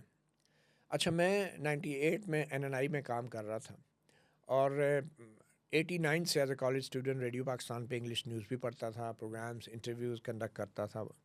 तो वो एक्सपीरियंस भी मेरा था, ब्रॉडकास्टिंग का भी था। तो मैंने उस अप्लाई किया इश्तिहार में, मुझे कहा गया कि आपने तो DSS में मास्टर किया है, डिफेंस एंड स्ट्रेटेजिक स्टडीज़ में, आपको हम कैसे बुला लें, इनवाइट कर लें। क्योंकि वो टेस्ट इंटरव्यू के लिए बुला लिया, हमें नहीं बुलाया। मैं और नजीम मेरे साथी थे NNI के, मैं उनके साथ लेके गया। मैंने कहा ये आपने हमें क्यों नहीं, उनका आपने DSS में किया है, हमने तो IR में मांगे थे। मैंने उन्हें बताया कि हमारी जो मैडम है DSS की हेड ऑफ डिपार्टमेंट, डॉक्टर शीरी मज़ारी, वो तो आप IR एक्सपर्ट के तौर पे बुलाते हैं। काफ़ी बहस मुबासे के बाद उन्होंने कहा अच्छा आप आ जाए। मैंने कहा नहीं, मैं नहीं आऊँगा, आपने मेरी डिग्री की तौहीन की है और आप जो हैं मेरे DSS के जितने लोगों ने अप्लाई किया उन सबको आप बुलाएंगे। अच्छा, उन्होंने कहा हाँ हाँ ठीक है। और next day they kept calling DSS के स्टूडेंट, उन सारों को बुलाया। हमारे ऑडिशन हुए, हमारे टेस्ट हुए, हमारे 2 दफ़ा 3 दफ़ा इंटरव्यूज़ हुए। आखिर में MD यूसुफ बेग मिर्ज़ा साहब थे, डायरेक्टर न्यूज़ शकूर ताहिर थे वो, और फिर एस्टैब्लिशमेंट डिवीज़न, फाइनेंस डिवीज़न के कुछ लोग थे जो फाइनल इंटरव्यू होता है। उसमें उन्होंने कहा कि जी आप तो इंडिपेंडेंट मीडिया से आए हैं, आप PTV एक सरकारी मीडिया है, आप हमारी बात ही नहीं मानेंगे। आप तो आपको हम आप कहेंगे कि आप ये स्टोरी करो तो आप तो जर्नलिज़्म लेके बैठ जाएंगे। मैंने उससे कहा कि देखें, मैं एक आपको एश्योरेंस देता हूँ कि टेलीविज़न में मेरा फर्स्ट एक्सपोजर है, क्यों बिकॉज ऑफ द रेडियो मेरा शौक़ पैदा हुआ है जर्नलिज़्म की तरफ और टेलीविज़न की तरफ। तो मुझे मैं PTV का जो मेरा पीरियड है, मैं उसको एक एकेडमी के तौर पे कंसिडर करूँगा, एक स्टूडेंट के तौर पे, एक असाइनमेंट्स के तौर पे इन चीज़ों को मैं करने के लिए तैयार हूँ। तो आपको उस फ़ियर को आप छोड़ें। अच्छा, उनको ये बात क्लिक की और फिर उन्होंने कुछ कहा कि कितनी आप एक्सपेक्ट कर रहे हैं सैलरी। उस वक्त मैं NNI से 10,000 रुपये ले रहा था, तो मैंने उनको डबल करके बता दिया 20,000। उन्होंने कहा नहीं नहीं ये बहुत ज़्यादा है, ये मैं 98 की बात कर रहा हूँ। तो मैंने कहा नहीं सर आप सोच लें। उन्होंने कहा आप सोच लें। ठीक है, मैं आ गया। मैंने कहा आप सोच लीजिए। अच्छा, वाकई मैं उस वक्त कहा कि यार अगर इतने पे ही करना है तो नई जगह है, मैं क्या इसमें PTV में उन्होंने एंड पे मुझे डायरेक्टर न्यूज़ शकूर ताहिर साहब का फ़ोन आया, उन्होंने कहा आप आ जाएँ। और मेरे साथ 3 बंदे सेलेक्ट हुए थे पूरे पाकिस्तान से, तकरीबन 8,000। खालिद सरगाना साहब ने किताब लिखी है PTV पे, उन्होंने कहा था कि 8,000 एप्लीकेशनें आई थी, चंद सौ लोग शॉर्टलिस्ट हुए थे और 3 बंदे सेलेक्ट हुए पूरे पाकिस्तान से, एक मैं, एक नबिया महमूद और एक आसिया रियाज जो कि बिल्ड एट में होती थी। जी जी और उन्होंने ज्वाइन नहीं किया, तो मैंने और नबिया महमूद ने फिर फाइनली ज्वाइन किया। तो ऑन कैमरा रिपोर्टिंग शुरू हुई। 6 बजे इंग्लिश के हम पैकेज देते थे, 9 बजे उर्दू का पैकेज देते थे। और ये वो तमाम सिचुएशन थी। और अभी हमें मेरे ख्याल में साल भी नहीं हुआ था तो ये जनरल मुशर्रफ साहब की कू आ गई। और ये 12 अक्टूबर 99 की। और जब कू आई तो उस लाइक रोज़ 9, 10, 11 अक्टूबर तक कुछ ऐसे आपको फील हो रहा था कि कुछ होने जा रहा है? देखिए टेंशन तो चल रही थी। जनरल मुशर्रफ को chairman joint chief of staff बना दिया गया था और there were speculations in the air कि भाई क्योंकि कारगिल के बाद से जो आपको पता है मामला स्टेबल नहीं हो रहे थे Yes. और बहुत सी चीज़ें रिपोर्ट भी हो रही थी कि नवाज शरीफ जो अमेरिका गया है, तो जब वो नवाज शरीफ साहब अमेरिका गए तो एयरपोर्ट पे, चकलाला एयरपोर्ट पे जनरल मुशर्रफ उन्हें छोड़ने आए। बाद में बुक्स में भी है, जनरल हामिद ने भी जो लिखा है खामोशी कब तक, उसमें भी बताया। और जनरल मुशर्रफ की मर्ज़ी से वो अमेरिका गए थे। लेकिन जब नवाज शरीफ वापस आए तो जनरल मुशर्रफ लोगों ने इन्होंने प्रोपेगेंडा शुरू कर दिया कि ये सियासी क़यादत ने जो है वो बेच दिया कश्मीर और सियासी क़यादत ने कंप्रोमाइज़ कर ली है, वरना हमने तो कारगिल पे कब्ज़ा कर लिया था, हम तो कश्मीर के करीब पहुंच गए थे, हमने तो ये कर दिया। तो इस तरह का प्रोपेगेंडा हालांकि नवाज वहाँ शरीफ पे को हमने अपने फौजी भारतीय तोपों का आगे छोड़ दिया, हमारे से पीछे खाना भी नहीं पहुंचाया जा रहा बहुत था। सप्लाई चेन का बहुत सीरियस इशू। फिर नवाज शरीफ गवर्नमेंट को भी ये फील हुआ कि एक तो हम लोग रेस्क्यू कर रहे हैं, एक तो उनका ये मौक़िफ़ था नवाज शरीफ का कि हमसे पूछे बगैर ही ऑपरेशन किया गया, एक तो ये मौक़िफ़ था। दूसरा ये कि जब वो 4 जुलाई को, मुझे याद है, अमेरिका का इंडिपेंडेंस डे था, छुट्टी थी, और सदर क्लिंटन से जाके छुट्टी वाले दिन क्लिंटन साहब से मिले थे, और फिर उन्होंने इंडियन प्राइम मिनिस्टर से भी रब्ता किया, और आपस में तय आखिर में ये हुआ, क्योंकि हमारा मसला ये था कि जो फोर्सेस हमारी टॉप पे थी कारगिल में, उनके विड्रॉल के अंदर ज़्यादा जारी नुकसान का ख़तरा था, और इंडियन एयरफोर्स जो थी वो बड़ी एग्रेसिवली जो है हमें नुकसान पहुंचा रही थी, बॉम्बिंग कर रही थी तो हमारे एक किस्म front का line हम soldiers। एक सेफ रिट्रीट चाह रहे थे, सेफ विड्रॉल के, उसमें मजीद जारी नुकसान ना हो। उस पे अमेरिका ने फिर कहा कि ठीक है आप विड्रॉ करें, और इंडिया ने फिर थोड़ा हमें मार्जिन दिया और हमने विड्रॉ किया, और ये इस तरह की एक सिचुएशन थी। और इस टेंशन के बाद फिर वो फैसला हुआ। शाम को मैं पीटीवी में आया तो 12 अक्टूबर की शाम को। था, तो बड़ी एक खामोशी सी थी। 12 अक्टूबर की शाम हाँ, में।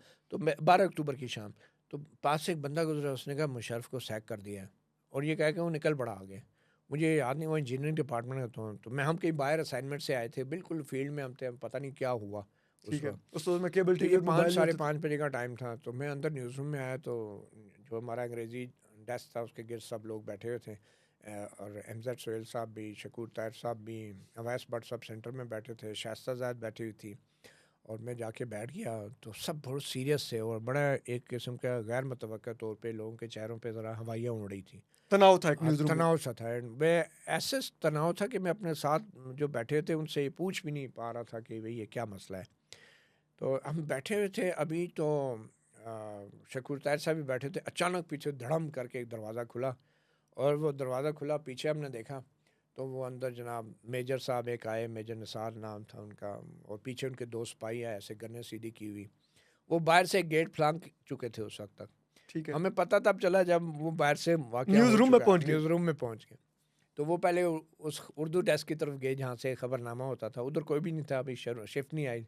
वहाँ से मुड़ के देखा तो अंग्रेज़ी डेस्क पे हम सब बैठे थे, वो आगे मेजर साहब ऐसे गन सीधी की हुई, मेजर साहब न्यूज़ रूम में गन सीधी करके आ रहे हाँ हैं। बिल्कुल, पीछे 2 सिपाही भी गने सीधी की हुई आए, और उन्होंने आते ही ऐलान किया मेजर साहब ने कि the news about general Musharraf sacking will not go on air. ये खबर क्लियर ऑन एयर नहीं जाएगी। हाँ, ये खबर ऑन एयर नहीं जाएगी। Where is that news, who is the incharge? तो जब उन्होंने कहा ना कि हु इज़ इंचार्ज, तो हमारे कंट्रोलर न्यूज़ से एमजेड सोहेल साहब, और उन्होंने ऐसे डायरेक्टर न्यूज़ की तरह इशारा किया, उन्होंने कहा sir he is the incharge. उन्होंने कहा मेरी तरफ ही ना गन आ जाए। तो वो जनाब शकूर ताहिर ताहिर तरफ साहब ने कदम कहा इशारा जी जी फरमाइए, जी जी फरमाइए। उन्होंने कहा जी जी फरमाइए, जो उनका स्टाइल है। तो उन्होंने कहा the news about general Musharraf sacking will not go on air, am I clear? उस बड़े उस टाइम तहमकाना अंदाज में हाँ, उसने। Am I clear? उन्होंने कहा हाँ जी जी, okay okay, don't worry. Shakoor साहब ने कहा डोंट वरी, डोंट वरी।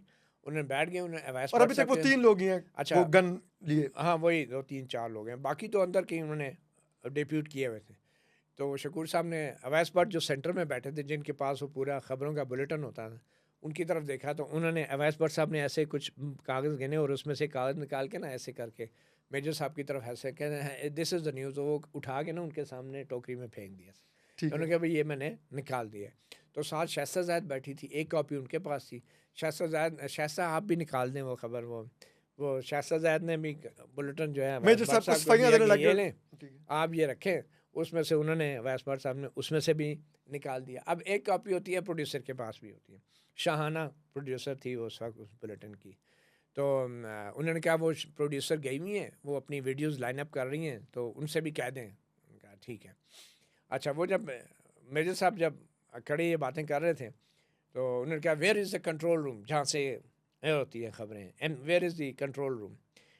तो शकूर ताहिर साहब ने किसी को कहा कि मेजर साहब को कंट्रोल रूम में ले जाएं साथ। वो चले गए तीनों। अभी अच्छा वो अभी जाने वाले थे, तो मैं खड़ा हो गया, मैं मेजर साहब के पास गया। थोड़ा सा मैं कुछ ओवर कॉन्फिडेंट हो रहा था या जो भी, तो मैंने कहा मेजर ये सारे सिविलियन हैं, अनआर्म्ड हैं, तो आप ये गन को नीचे कर लें, there is no threat to you. और उसने कहा let me do my job, और वो इस तरह आगे से। तो मैंने कहा ये खुदा न खासा गलती से भी चल जाए तो ये बड़ा मसला हो जाएगा, तो आप इसको बेशक नीचे करके वो शकूर ताहिर साहब आगे पीछे से मुझे पकड़ के उन्होंने साइड पे किया कि क्यों आप बहस कर रहे हैं इनके साथ, उनको अपनी ड्यूटी करने दें। खैर मैं पीछे आ गया। शकूर ताहिर साहब ने कहा असल में शकूर साहब गन्ना ने चलवा देना। कहा- वो मेजर साहब चले गए, मैं वो आ गया इनके साथ स्टूडियो की तरफ। फिर थोड़ी देर क्या हुआ कि एक बंदा आया जो हमारे पीटीवी का ड्राइवर था, वो पीएम हाउस में होता था। ठीक है। अब शकूर साहब को इंतज़ार था उस वीडियो का कि जिसमें जनरल ज़ियाउद्दीन को फूल लगने थे। ठीक है। तो वो बंदा, वो ड्राइवर था जो पीएम हाउस की ड्यूटी पे था। अच्छा, वो बंदा, शकूर साहब ने उसको ऐसे देखा, मैंने भी देखा, किसको देखा, वो ड्राइवर जो था ना, शकूर साहब ने पूछा, हाँ भाई वो आ गया है? आ गई, मतलब वो टेप आ गई। जिसमें वो फीतियाँ लग रही हैं ज़ियाउद्दीन। तो उस ड्राइवर ने, पता चल गया फ़ौज आई हुई है, तो दोस्त भाई वो न्यूज़ रूम में ही खड़े थे अभी। तो हाँ भाई वो आ गया, शकूर साहब ने कहा वो आ गई। तो उस ड्राइवर ने ऐसे किया, ऐसे कि मेरी जेब कि में। मेरी जेब में ऐसे किया ना, उसने बोला नहीं कि क्या सर वो जी सर, अच्छा ठीक है शकूर साहब ने कहा ठीक है। अच्छा, मैं फिर उठा वहाँ से, मैंने कहा ये कंट्रोल रूम में जाके देखूँ क्या हो रहा है। तो मैं उठा, निकला कॉरिडोर से बाहर, तो जहाँ से वो सीढ़ियाँ नीचे उतरती हैं कंट्रोल रूम के लिए। डायरेक्टर न्यूज़ के कमरे के साथ से बाहर जाने के लिए, ठीक। तो उधर से आगे से एक ब्रिगेडियर साहब, बड़े लंबे तलंगे पर्सनालिटी वाले और यूनिफॉर्म के अंदर, ऐसे हाथ में पिस्टल उठाया हुआ और इस तरह करके वो पिस्टल लहराते हुए। पिस्टल लहराते हैं कि where is the newsroom, where is the control room, खबरें कहाँ से चलती हैं ये। अच्छा, वो आए और उनके पीछे जो है वो प्राइम मिनिस्टर नवाज शरीफ के जो पर्सनल बॉडीगार्ड होते थे, वो हाजी सदीक और दूसरे 3-4 जो स्पेशल ब्रांच के या पुलिस के थे, वो उनके साथ ब्रिगेडियर साहब। ये brigadier Javed military secretary to Nawaz Sharif थे। ओके। यानी तो वो नवाज शरीफ की तरफ से आ गए। वो वीडियो टेप पहले आ गई, ठीक है। ड्राइवर के जेब में थी, पीछे ब्रिगेडियर साहब अपने नवाज शरीफ के बॉडीगार्ड्स को लेके आ गए सीढ़ियों से। मैं आके देखा तो कहे where is the control room. मैं पहले कंफ्यूज हो गया, मैंने कहा यार ये दस्ते के दस्ते आई जा रहे हैं, ये कौन है। फिर मुझे अंदाज़ा हुआ ये तो मिलिट्री सेक्रेटरी हैं, और उनके साथ सिक्योरिटी जो थी, सफ़ेद शलवार कमीज़, काले वेस्ट कोट, हाजी सदीक साहब, उनको सब पहचानते थे, नवाज शरीफ साहब के साथ होते थे। तो मैंने कहा, मेरे दिल में ना एक वो आई उम्मीद सी कि ये रेजिस्ट करने आए। मेरा एक वो था, एक आपको लगा जनरल तारीखी मौका, पहली दफा मैंने coup नाकाम होने लगा। अच्छा, मैंने कहा सर मैं आपको लेके चलता हूँ। मैं उनको लेके सीधा कंट्रोल रूम में गया। अच्छा, जब मैं कंट्रोल रूम में दाखिल हुआ तो उधर जनाब मेजर साहब सब मशीन गन लेके खड़े हैं कंट्रोल पैनल के ऊपर, और आगे स्क्रीन है, उसमें शास्ताजाद स्टूडियो में ख़बरें पढ़ रही हैं, उन तकरीबन ख़बरें एंड होने वाली हैं, और जो प्रोड्यूसर शाहाना है वो सारा स्क्रिप्ट लेके ना बैठी हुई है, और उनकी भी हाथ काँप रहे, और दोस्त भाई मेजर साहब के साथ गन्ने सीधी करके खड़े हैं। जब ब्रिगेडियर साहब एंटर हुए ना, उन्होंने कहा major, I am brigadier Javed Malik of Pakistan army, I am ordering you to disarm yourself. Major अपना हथियार डाल हथियार दो। फेंक दो। और ऐसे जाके ना मेजर साहब के इधर सर के साथ पिस्तौल लगा लिया, ऐसे कोनी चेस्ट पे ब्रिगेडियर रख के ने उनके मेजर सर साहब से के। गन अच्छा, लगा वो दी। मेजर साहब के पास सब मशीन गन थी, उन्होंने वो जनाब वो ब्रिगेडियर साहब के पेट के साथ लगा ली, और साथ उन्होंने वायरलेस पकड़ा हुआ था, PRC, ठीक। और वो उन्होंने वायरलेस उनके आगे किया। उनके ब्रिगेडियर साहब, sir I am not under your command, मैं आपके कमांड में नहीं हूँ, मेजर ने कहा मैं आपके कमांड में मैं नहीं हूं। आपकी कमांड में नहीं हूँ, I am taking order from 111 brigade, please talk to my brigade commander. वो ऐसे उन्होंने वाले से आगे किया। ब्रिगेडियर कहा, I don't want to talk, I am the brigadier at the moment, I am at the spot and I am directing you to disarm yourself, tell your soldiers to disarm yourself. अच्छा, वो और बहस हो soldiers रही क्या है। कर रहे थे? अच्छा, वो सोल्जर्स जो है ना, वो पीछे खड़े हैं, वो उन्हें समझ नहीं आ रही है, एक तरफ ब्रिगेडियर है, एक तरफ इधर मेजर मेजर साहब है। हैं। तो वो उन्होंने जनाब गने सीधी की हुई, और अच्छा अब मैं परेशान, मैंने कहा यार ना इधर कुछ अगर ठस ठुस हो गई तो ये कोई नहीं बचेगा। अचानक क्या हुआ कि सेनेटर परवेज़ रशीद साहब, जो कि अच्छा, चेयरमैन जो PTV थे, जो सदीक साहब थे, जो मियां नवाज साहब के गार्ड्स वगैरह, वो वो क्या मैं कर? बताता हूँ क्या। वो ना जाके मेजर साहब के पीछे खड़े हो गए, वो तैयार थे मतलब किसी भी उसके लिए। अब फौजी जो थे उनको समझ नहीं आ रही थी कि एक सिक्योरिटी जो है वो सिविल कपड़ों में ब्रिगेडियर साहब के साथ है, एक हम में मेजर साहब के साथ, तो एक तरफ ब्रिगेडियर हैं, एक तरफ मेजर हैं, थोड़ी सी वो, लेकिन उन्हें ये पता था कि ऑर्डर किसके लेने हैं, वो मेजर साहब के साथ थे। तो सेनेटर परवेज़ रशीद साहब जो चेयरमैन PTV थे, वो कहीं डायरेक्टर न्यूज़ के कमरे में बेसिकली वही वो पर्ची लेके आए थे PTV की खबर चलवाने कि भाई ये। लेकिन जब वो मेजर निसार साहब आए तो वो कहीं अंदर ही बैठे। उन्हें जब पता चला कि इस तरह ये मेजर साहब कंट्रोल रूम में पहुंच गए, तो पीछे जब ये ब्रिगेडियर साहब आए ना, तो परवेज़ रशीद उनके साथ एंटर हुए, ठीक है भाई आप साढ़े बंदे भी आ गए। तो परवेज़ रशीद साहब खड़े हैं, मेजर साहब हैं, ब्रिगेडियर साहब हैं, मैं खड़ा हूँ वहाँ पे, और मेरे जहन में उस वक्त अजीब सी बात आई कि मैंने परवेज़ रशीद साहब से कहा, मैं कहा सर इनको कहें कि ये जो कर रहे हैं ये आर्टिकल 6 लगता है, मैं उस वक्त नया कोर्ट रिपोर्टर भर्ती हुआ। आपने उस वक्त भी इश्तिहार की आपने कहा कि सर ये आर्टिकल 6 लगे। मैं परवेश जी साहब से कहा कि सर इसे कहें ये आर्टिकल 6 लगेगा उससे। मैं इस नया मेजर को आइन कहें। पढ़ रहा था, मैं बड़ा वो कोर्ट रिपोर्टर था। परवेश जी साहब ने उसी तरह वो बात जो है ना, मेजर साहब ब्रिगेडियर साहब खड़े हैं अभी, उनके लोग यंग मैन ये आप जो कर रहे हैं दिस इज ट्रीजन, ये आर्टिकल 6 लगेगा आपके ऊपर। अब मेजर साहब वो क्या खड़ा आर्टिकल, उनके सामने जो था वो चीज़ तो नहीं थी, वो तो ऑर्डर्स ले रहे थे। और फ्रैंकली स्पीकिंग फौज के अंदर जब ऑर्डर्स होते हैं तो वो आइन नहीं देखते, वो तो ऑर्डर्स कंप्लाई करना मस्ट हो जाता है उनके लिए। तो बहरहाल ये this is unfortunate frankly speaking, जितनी दुनिया की अफवाज हैं वहाँ पे जो सबॉर्डिनेट ऑफिसर्स होते हैं वो आइन के बरखिलाफ ऑर्डर नहीं लेते। यस, तो पाकिस्तान में बस। अब वो आपने एक अमेरिकन जनरल की वीडियो देखी होगी जिसमें उन्होंने कहा कि we take oath of allegiance to the constitution not to any individual. But anyway coming back, तो परवेश जी साहब ने वो समझाने की कोशिश की, कुछ नहीं हुआ। तो ब्रिगेडियर साहब की वो बात नहीं मान रहे थे, एक दूसरे पे इन्होंने गने तानी थी, मेजर साहब ने ब्रिगेडियर साहब ने। फिल्मी सीन एक दूसरे पे एक बड़ा गने। अच्छा, अब मैं जो है ना, हाजी सदीक साहब को पता नहीं क्या हुआ, वो जो तगड़े से थे, उन्होंने मेजर साहब के कंधे से जो स्लिंग थी ना सब मशीन गन वाली, उस पहले तो स्लिंग ढीली करके उतारी और फिर पता नहीं उन्होंने कोई ऐसे कोनी मारी या क्या किया, मेजर साहब से वो गन छीन ली। वो ऐसे करके झटके से वो गन उनके हाथ से ले ली। अब उन्होंने एक वायरलेस भी पकड़ा था एक हाथ में गन थी और एक हाथ में वो वायरलेस पकड़ा था। तो वो गन जब छिन गई तो अचानक जो पीछे जो दो सिपाही खड़े थे ना मेजर साहब, उन्होंने गने सीधी कर ली, उन्होंने कहा हॉल्ट हॉल्ट करके शोर डाल के। तो कि आप मेजर से गन मत लें। अच्छा, फिर ब्रिगेडियर साहब ने बड़ी अकल में, उन्होंने फौरन सिपाहियों की तरफ फेस किया, उनका स्टॉप इट, नीचे करो गन्ने, नीचे करो गन्ने, बंदूक नीचे करो। और हमने शोर डाल दिया कि मेजर साहब ने खुद दी है गन, खुद दी है। हमने भी झूठ बोलना शुरू कर दिया कि वो गोली ना मेजर चला साहब दे। ने खुद दी है भाई। अब हमें समझ नहीं आ रही हम भाग के किधर जाए। तो बड़ा शोर डाल के हमने कहा खुद दिया खुद दिया। ब्रिगेडियर साहब पहुंच गए सिपाहियों के सर पे, उनका नीचे करो गने, मैं तुम्हें कह रहा हूँ, मैं ब्रिगेडियर आपको ऑर्डर कह रहा हूँ, आई एम योर सिंह। वो बेचारे सिपाही भी शरीफ आदमी थे, उन्होंने गने नीचे की। और साथ ही ब्रिगेडियर साहब ने कहा, वो जो सिक्योरिटी थी उनका, कि इनको स्टूडियो में इनको ले जाए, इनको कमरे में ले जाए। कमरे में जनाब वो मॉर्निंग शो का एक स्टूडियो था, सिपाहियों को उधर भेज दिया। मेजर साहब को उन्होंने ऑर्डर किया कि वो जो सिक्योरिटी वाले थे कि इन मेजर साहब को उधर दूसरे कमरे में साइड पे ले जाए। अच्छा, वो जिस कमरे में मेजर साहब को ले गए उनसे वायरलेस भी ले लिया था उन्होंने सब कुछ। मेजर साहब को जिस कमरे में बंद किया वहाँ पे इंटरनेशनल टेलीफोन लाइंस थी वहाँ पे टेलीफोन लाइंस थी। वो इंजीनियर का कंट्रोल कमरा था जहाँ पे इंजीनियर्स बैठते हैं, कॉल्स इंटरनेशनल बुलाते हैं, नेशनल, उधर सारी फैसिलिटी मौजूद थी। पता नहीं क्या हुआ, मेजर साहब शायद वो वायरलेस में सब कुछ सुन रहे थे जो ब्रिगेडियर साहब का और ये वाक़या हो रहा था, ऑडियो पे 111 ब्रिगेड में सब कुछ सुना जा रहा था। और उन्होंने शायद मज़ीद ट्रूप्स भी भिजवा दिए थे। तो जब वो मेजर साहब को उस कमरे में ले गए, इस दौरान खबरें दोबारा चलना शुरू हुई। हाँ सुने, और फिर वहाँ पे ब्रिगेडियर साहब ने खड़े होके कश्मीरी जो बुलेटिन पढ़ते थे, वानी साहब थे एक, उनके बुलेटिन के अंदर वो वीडियो एक दफ़ा चलवा दी। जो वो जो जनरल ज़ियाउद्दीन भट्ट को आर्मी चीफ के बैज लग आर्मी रहे चीफ थे। के बैज लग रहे थे, वो एक दफ़ा मेरे जहन में आया कि वो एक दफ़ा चली। अच्छा, वो चल गई। तो उसके बाद ब्रिगेडियर साहब जो हैं वो बाहर की तरफ रवाना, उनका मिशन अकम्प्लिश था, उनके नज़दीक मिशन अकम्प्लिश था। वो जब बाहर निकले मेजर साहब तो एक SSG का कमांडो खड़ा था वहाँ पे। ठीक। वो SSG वर्दी में जो कमांडो खड़ा था वो मेजर निसार साहब के साथ आया था। ओके, वो पहले वाले दस्ते वो कू वाले दस्ते के कू साथ। वाले दस्ते के साथ आया। तो वो जो SSG के उसके पास गन थी, वो स्मॉल वेपन था और ऑटोमेटिक वेपन था उनके पास, SMG थी मेरे ख्याल में। तो ये जो हाजी सदीक और इनके साथ जो सिक्योरिटी वाले लोग थे प्राइवेट कपड़ों में, ब्रिगेडियर साहब ने SSG वाले को कहा कि नौजवान ये गन इनको दे दो।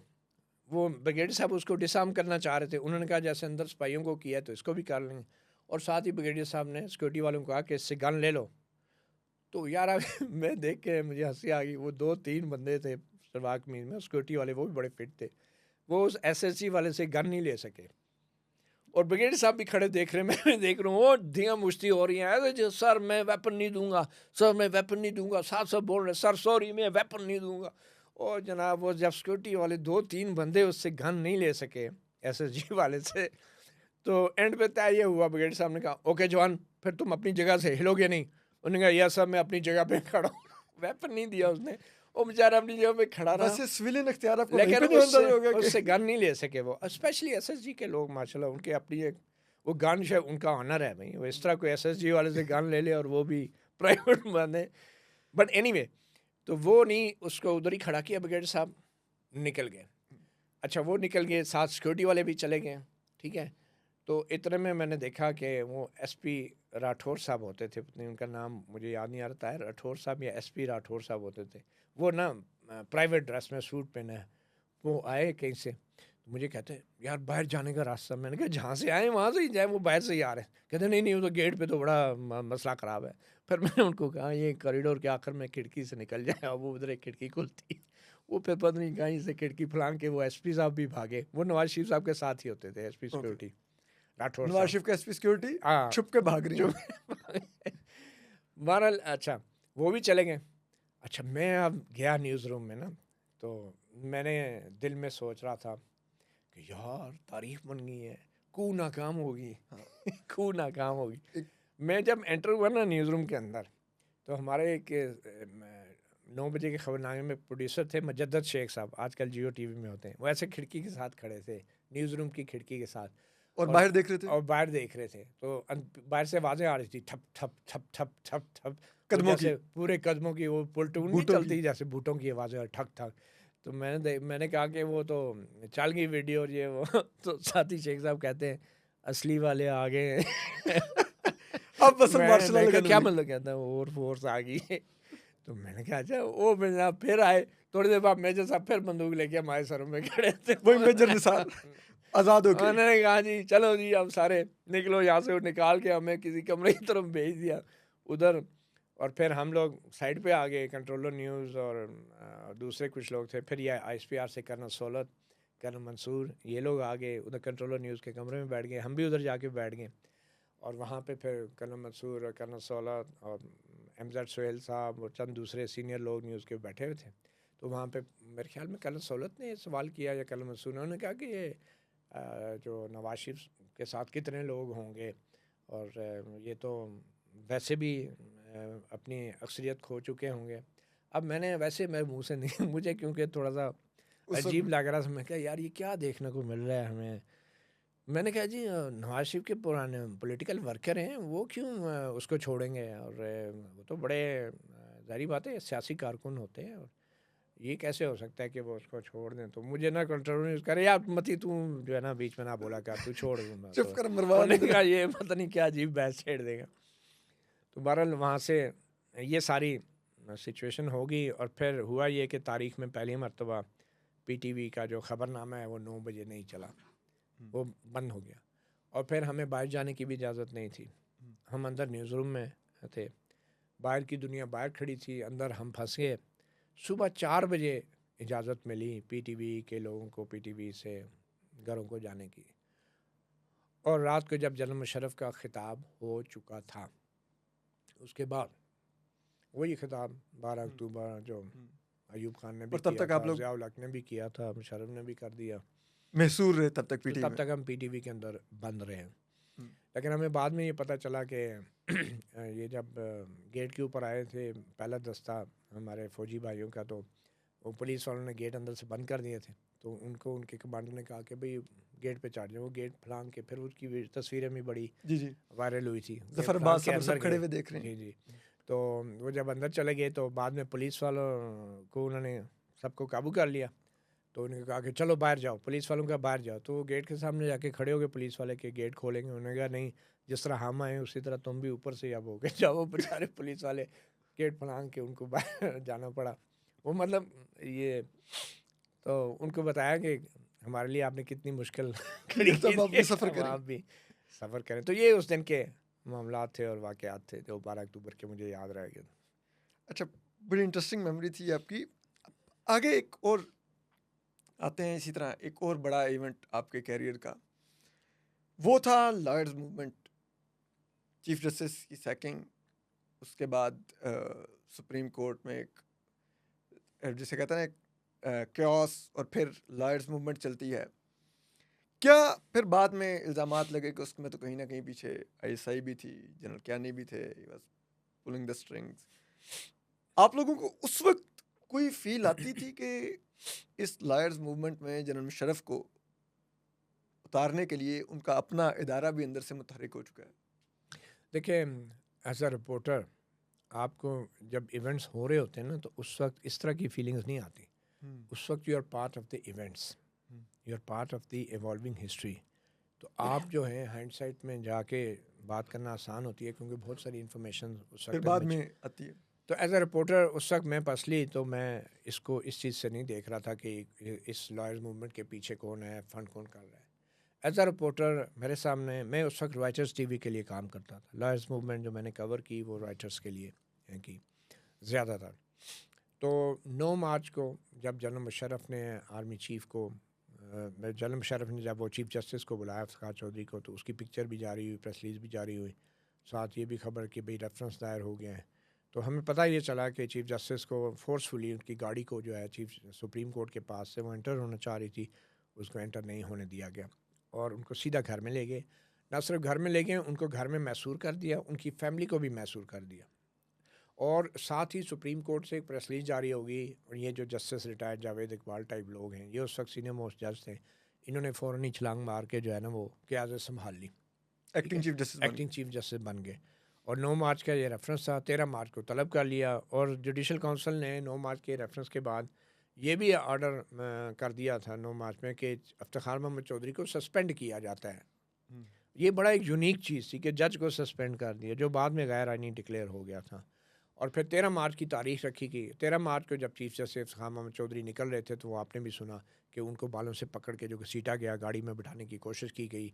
हमारे नेशन के बड़े सीनियर फोटोग्राफर थे, उनकी तस्वीर पब्लिश हुई, जिसने मैं समझता हूँ कि लॉयर्स मूवमेंट को ट्रिगर करने में एक बड़ा अहम रोल प्ले किया। मगर आपको ये भी बताते चलूँ कि लॉयर्स मूवमेंट 9 मार्च के मुशर्रफ के रेफरेंस से पहले एक कुछ वाक़यात हो रहे थे। इफ्तिखार मोहम्मद चौधरी इतने पॉपुलर नहीं थे, और लॉयर्स के साथ वो बदतमीज़ी भी कर रहे थे। और उसमें एक लॉयर नईम बुखारी साहब ने तो एक ख़त लिखा था, जिसके अंदर उनको एक चार्जशीट किया गया था चीफ जस्टिस उनके कंडक्ट के हवाले से। और उस वक्त वाकई इफ्तिखार मोहम्मद चौधरी इतने पॉपुलर नहीं थे, लेकिन उस ख़त को जब वो लिखा गया, एक माहौल बन गया। तो अगर तो जनरल मुशर्रफ साहब महज एक रेफरेंस भेज देते और कुछ भी ना करते, तो आप यकीन करें इफ्तिखार मोहम्मद चौधरी के मतलब लॉयर्स के अंदर ये फीलिंग थी कि अगर उनके ख़िलाफ़ सिर्फ रेफरेंस आने की ख़बर आ जाती और वो तस्वीर जारी ना होती जो जारी की गई मुशर्रफ, वो बड़ी बेवकूफ़ी थी। तो शायद लॉयर्स जो है इफ्तिखार मोहम्मद चौधरी के गेट पे लॉयर्स ना इंटर होने देते। वो कहते तुम्हारे खिलाफ रेफरेंस है, तुम आके चीफ जस्टिस कैसे बैठ सकते हो। इतने हालात ख़राब थे, लेकिन बेवकूफ़ी, वो कहते हैं ना गीदड़ की जब मौत आती है शहर का रुख करता है। तो बात वही हुई कि उन्होंने तस्वीर जारी की, प्रेस रिलीज जारी की, उनको ज़बरदस्ती रोका, घर में डिटेन किया, और फिर 13 मार्च को जब वो आ रहे थे तो उनको सर बालों से पकड़ के घसीटा। ठीक है, उस 13 मार्च को फिर वो सुप्रीम कोर्ट आए फिर भी, और नीचे डॉक्टर्स के कमरे में बैठे, वहाँ हम भी पहुँच के किसी तरह एंटर हुए। बड़ा एक अजीबो गरीब माहौल था।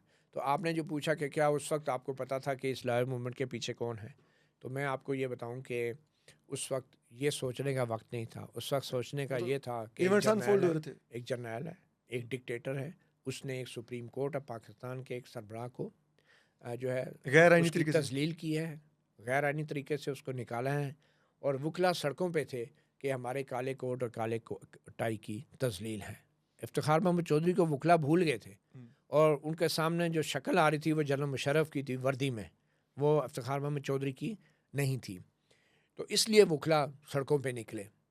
तो फिर जब वो 13 मार्च को वो आए, और एक्टिंग चीफ जस्टिस साहब जो थे वो जुडिशल काउंसिल के भी सरबराह थे, और उन्होंने फिर उस हियरिंग के बाद वो सस्पेंशन बरकरार रखी।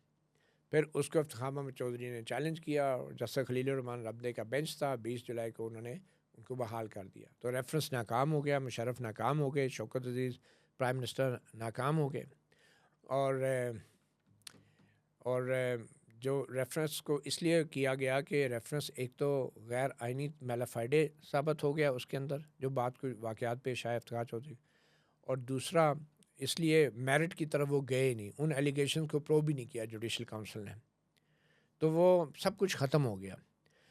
और मज़े की बात यह है कि जब 3 नवंबर को दोबारा इमरजेंसी लगी, तो यही जावेद इकबाल जस्टिस रिटायर्ड, मैं इसको कहता हूँ बदनाम ज़माना ये बंदा था, ये जज कहने के भी काबिल नहीं है। उस जावेद इकबाल ने जाके प्रेस काउंसिल की नौकरी पकड़ ली। वकला सड़कों पे थे, जजेस सड़कों पे थे, जनरल मुशर्रफ के 3 नवंबर के गैर-आइनी फरमान के, जिसके ऊपर बाद में जनरल मुशर्रफ को फांसी भी हुई, और ये जावेद इकबाल जो है जाके इसने प्रेस काउंसिल की नौकरी पकड़ ली और प्रेस काउंसिल में जाके बैठता रहा, चेयरमैन बन गया, तनख्वाहें भी लेता रहा, और जब वो अदलिया बहाल हुई तो फिर आके सुप्रीम कोर्ट का हल्फ उठा लिया इस बंदे ने। और if I am not wrong मती भाई, हम डॉन में मैं आपके अंडर मैंने काम भी किया है, इन्होंने अपनी बेटी के बेटे की ट्रांसफ़र भी करवाई थी कोयटा से यहाँ पर। कोई FIA के जी, डेपुटेशन था, पे। डेपुटेशन पे। जी। बहरहाल देखिए, चले वो तो इन्होंने करवाई, लेकिन बात ये है कि आप सुप्रीम कोर्ट के जज हो, आपके साथी कहाँ खड़े हो और आप क्या घटिया हरकतें कर रहे हो, जाके नौकरी प्रेस पकड़ काउंसिल ली, की। आप इतना सब्र नहीं कर सके कुछ, ठीक है। तो बहरहाल वो जो 3 नवंबर को जब वाक़यात हुए, बहुत से कुछ जजेस ने रिज़ाइन भी किया है, if I correctly remember, high court से, लाहौर हाई कोर्ट से, जी, जी। जिसमें जवाद ख्वाजा भी मेरे ख्याल में जी, जी। एक जज थे। और एक बड़ा ही एक अजीब एक माहौल बना हुआ था, और वो माहौल, उस माहौल के पीछे इसमें कोई शक नहीं कि जो जनरल कियानी थे वो जनरल मुशर्रफ का भी एतमाद जीत चुके थे। उनके ऊपर जो 2 खुदकुश हमले हुए पिंडी में, उनके हवाले से तफ्तीश तहकीक में बंदे भी पकड़े, उनको सज़ाएँ भी हुई, और दूसरी तरफ वो इफ्तिखार मोहम्मद चौधरी का एतमाद भी जीत चुके थे, क्योंकि जब जनरल मुशर्रफ ने बुलाया इफ्तिखार मोहम्मद चौधरी को आर्मी हाउस के अंदर, तो general Kayani was the only person जिसने उनसे कोई इस तरह की बात नहीं की, सख्त बात नहीं की। बल्कि जनरल जब ये सुप्रीम कोर्ट में ये केस चल रहा था, 31 जुलाई सिंध हाई कोर्ट बार का जो पिटीशन पे, जिसमें जजेस बहाल हुए थे, और उसमें जब एफिडेविट मांगे गए तमाम MI के चीफ से, ISI के चीफ से, और जो दीगर उस मुशर्रफ और इफ्तिखार चौधरी की मीटिंग में मौजूद थे, तो उसमें जनरल कियानी ने कोई एफिडेविट नहीं दिया था, बाकी ने दिया था, जनरल और कियानी। लेकिन उनसे कहा भी नहीं गया। वो किसी किस्म की कोई पोजीशन लेना ही नहीं चाह रहे थे जनरल कियानी, ठीक और है? कोई इंसिस्ट भी नहीं कर रहा था कि कोई पोजीशन इंसिस्ट भी ले। नहीं कर रहे थे। तो इससे बाद में ये चीज़ समझ आती है कि आखिर में जब जजेस की बहाली हुई तो जनरल कियानी ने ही फ़ोन करके बहाल कर बैरिस्टर एतजाज़ अहसन को बताया था कि आसिफ जरदारी साहब वो उनकी करेंगे, बहाली करेंगे, प्राइम मिनिस्टर स्पीच करेंगे कुछ प्राइम देर। मिनिस्टर स्पीच करेंगे। अच्छा, अब ये देखें, ये जनरल कियानी ने क्यों किया, अब ये भी सोचनी है। वो इसलिए कि आसिफ जरदारी को भी पता था कि लॉयर्स मूवमेंट किसने चलाई, और बैरिस्टर एतजाज़ साहब ने भी यकीन किया भी तो जनरल कियानी की बात पे किया। तो इससे यकीनन बाद में और बहुत सारी चीज़ें आई, और वो ऑब्वियसली नज़र आ रहा था कि जनरल मुशर्रफ को रास्ते से जब हटाया गया तो general Kayani was the next choice obviously. तो इसलिए किसी हद तक ये बातें दुरुस्त हैं, और बहुत सारे वाक़यात और हक़ाइक़ जो हैं वो बाद में सियासतदानों ने भी काफ़ी हद तक एडमिट किए हैं कि ये वाक़यात ज़रूरी ऐसे थे। अच्छा, मतीउल्लाह जान साहब, एक और वाक़या मुख्तसर सा है, लेकिन मैं जानना चाहता हूँ, एक डॉन लीक्स हुई, सो कॉल्ड उसको डॉन लीक्स बना दिया, हालांकि मेरी नज़र में आज बहुत फैसिनेटिंग स्टोरी है वो। उसके बाद एक नोटिफिकेशन आया प्राइम मिनिस्टर ऑफिस से, और उस वक्त के DGISPR major general Asif Ghafoor थे उस वक्त, वो बाद में लेफ्टिनेंट जनरल बने। उन्होंने एक ट्वीट किया कैपिटल फॉर्म में, रिजेक्टेड, नोटिफिकेशन रिजेक्टेड। आप गए, आपने नीचे जाके लिखा हाउ डेयर। ये क्यों आपके वो आया कि you have to reply DGISPR, और क्या वो आपको लगा कि मैं जिस वक्त ये ट्वीट आई DGISPR की, मैं उस वक्त अपने गांव में था, यहाँ say about 40-50 kilometres away from Islamabad, और वहाँ पे मुश्किल मैं वो सोशल मीडिया को थोड़ा देख रहा था, तो वो मैं देखी तो आई फेल्ट डिस्गस्टेड कि मतलब हम ये तो सुनते रहे हैं कि आर्मी चीफ ने कोई प्राइम मिनिस्टर के हवाले से कमेंट कर दिया, या ज़्यादा से ज़्यादा DGISI ने लेट से कुछ ऐसी बात कर दी जो कि पब्लिक कभी नहीं होती थी, लेकिन एक ब्रिगेडियर, एक फ़ौज के तर्जुमान, मेजर जनरल उस वक्त थे, हाँ आसिफ, मतलब he just said rejected federal government का नोटिफिकेशन, और प्राइम मिनिस्टर का, और प्राइम मिनिस्टर का। उस वक्त राहील शरीफ थे, ये अपना नहीं, कमर जावेद बाजवा कमर जावेद बाजवा आ चुके थे, जी। उस वक्त आ चुके थे। That I really felt disgusted, और मैंने कहा यार this is too much. I mean आप कुछ और लिख देते कि हम नोटिफिकेशन को उसका जायज़ा ले रहे हैं, कुछ भी लिख देते, लेकिन to say rejected, how dare. So that was my first spontaneous reaction to that tweet, and I thought I should mention it. और आपने देखा बाद में उनको ट्वीट वापस विड्रॉ भी करनी पड़ी, वो कि डिलीट नहीं की लेकिन विड्रॉ करनी पड़ी, because he was wrong in just reacting to federal government's decision like that. और उसकी एक वजह यह भी थी कि मैं एक कोर्ट रिपोर्टर हूँ, मैं चीज़ों को कॉन्स्टिट्यूशन और लॉ में देखने का शायद मैं मजबूर हूँ। मैं अगर चाहूँ भी तो मैं कोई सियासी इसमें मसलहत या प्रैग्मेटिज़म आप कह लें या रियलिज़म कह लें, वो चीज़ जो है एज अ कोर्ट रिपोर्टर बड़ा मुश्किल हो जाता है। इसलिए आप देखते होंगे कि जो मैक्सिमम कोर्ट रिपोर्टर हैं, जो प्रोफेशनल हैं, सिवाय 2-3 चंद के जो कि आदत से मजबूर हैं, तो बाकी सब कोर्ट रिपोर्टर्स जो हैं वो इस्टेब्लिशमेंट के कंडक्ट को या रोल को वो लाइक नहीं करते। Majority press association of supreme court में अभी भी आप चले जाए, वो आइन के लेंस से जो यंगेस्ट भी कोई रिपोर्टर है तो उसको पता है कि यार आइन में ये है, कानून में ये है। तो इसलिए वो ट्वीट का जो रिएक्शन था that was a very natural and I think a very apt, और वो बिल्कुल दुरुस्त था, और आई वाज प्रूवन राइट जब वो ट्वीट विड्रॉ भी की गई। फेडरल गवर्नमेंट का डिसीजन है, आप ज़्यादा ऑफ द रिकॉर्ड बात कर लें भाई, आप पब्लिकली अपनी गवर्नमेंट को जलील कर रहे हैं इस तरह की ट्वीट करके, तो थोड़ा सा वो जो लिहाज या रख रखाव होता है आपको बिल्कुल उसकी कोई परवाह नहीं थी। और मैं ये नहीं देख रहा था ये कोई नून लीग है या पीटीआई है या पीपल पार्टी है, चीफ एग्जीक्यूटिव की अथॉरिटी और कॉन्स्टिट्यूशन मैटर करता। आई बीन वेरी कंसिस्टेंट, और इवन के ये इफ्तिखार चौधरी जो कर रहा था जरदारी गवर्नमेंट के साथ, उस वक्त I was reporting from supreme court, उस वक्त भी हम ये कह रहे थे कि this is too much, constitution में कोई इम्यूनिटी है, प्रोसेस है, तो ये चीज़ें बड़े क्लियर थे। फिर जो मेमो कमीशन लाया गया उसमें भी मैं as a Dawn reporter I kept pointing out कि ये जो कुछ भी हो रहा है this is all a diversion, क्योंकि असल इशू जो था एबटाबाद में जो हमला हुआ और उसमें किसका फेलियर है, किसकी गफलत है, और Abbottabad commission is the thing जिस पे फोकस होना चाहिए, वो एक मेमो कमीशन की ट्रक की बत्ती के पीछे लगा दिया मीडिया को भी और लोगों को भी। तो मैं उस वक्त भी बड़ा कंसिस्टेंट रहा हूँ, इट्स नॉट अबाउट जरदारी या इफ्तिखार गिलानी। और फिर जब इफ्तिखार गिलानी को डिस्क्वालीफाई किया गया, फिर जब नवाज शरीफ को पनामा में डिस्क्वालीफाई किया गया, I have been very consistent as far as I am concern as a court reporter कि दिस इज़ ऑल रॉन्ग। जहाँ भी इस्टेब्लिशमेंट का अच्छे काम के पीछे भी अगर कोई रोल है ना, तो I consider that as a bad role, और वो डिसीजन भी गलत है, चाहे वो डिसीजन दुरुस्त भी है। वो जो कहते हैं ना इन्नमल अमालु बिन्नियात, वो क्यों कहा जाता है? वो इसलिए कहा जाता है कि अगर आप बुरे नीयत के साथ अच्छा काम भी कर रहे हैं ना, वो काम अच्छा नहीं रहता, इसके पीछे साजिश हो, कभी अच्छा कर लिया, कभी बुरा कर लिया, कभी ठीक कर लिया, नहीं, नीयत अगर आपकी ख़राब है तो इट मीन्स कि वो अच्छा काम भी जो है वो अच्छा नहीं है।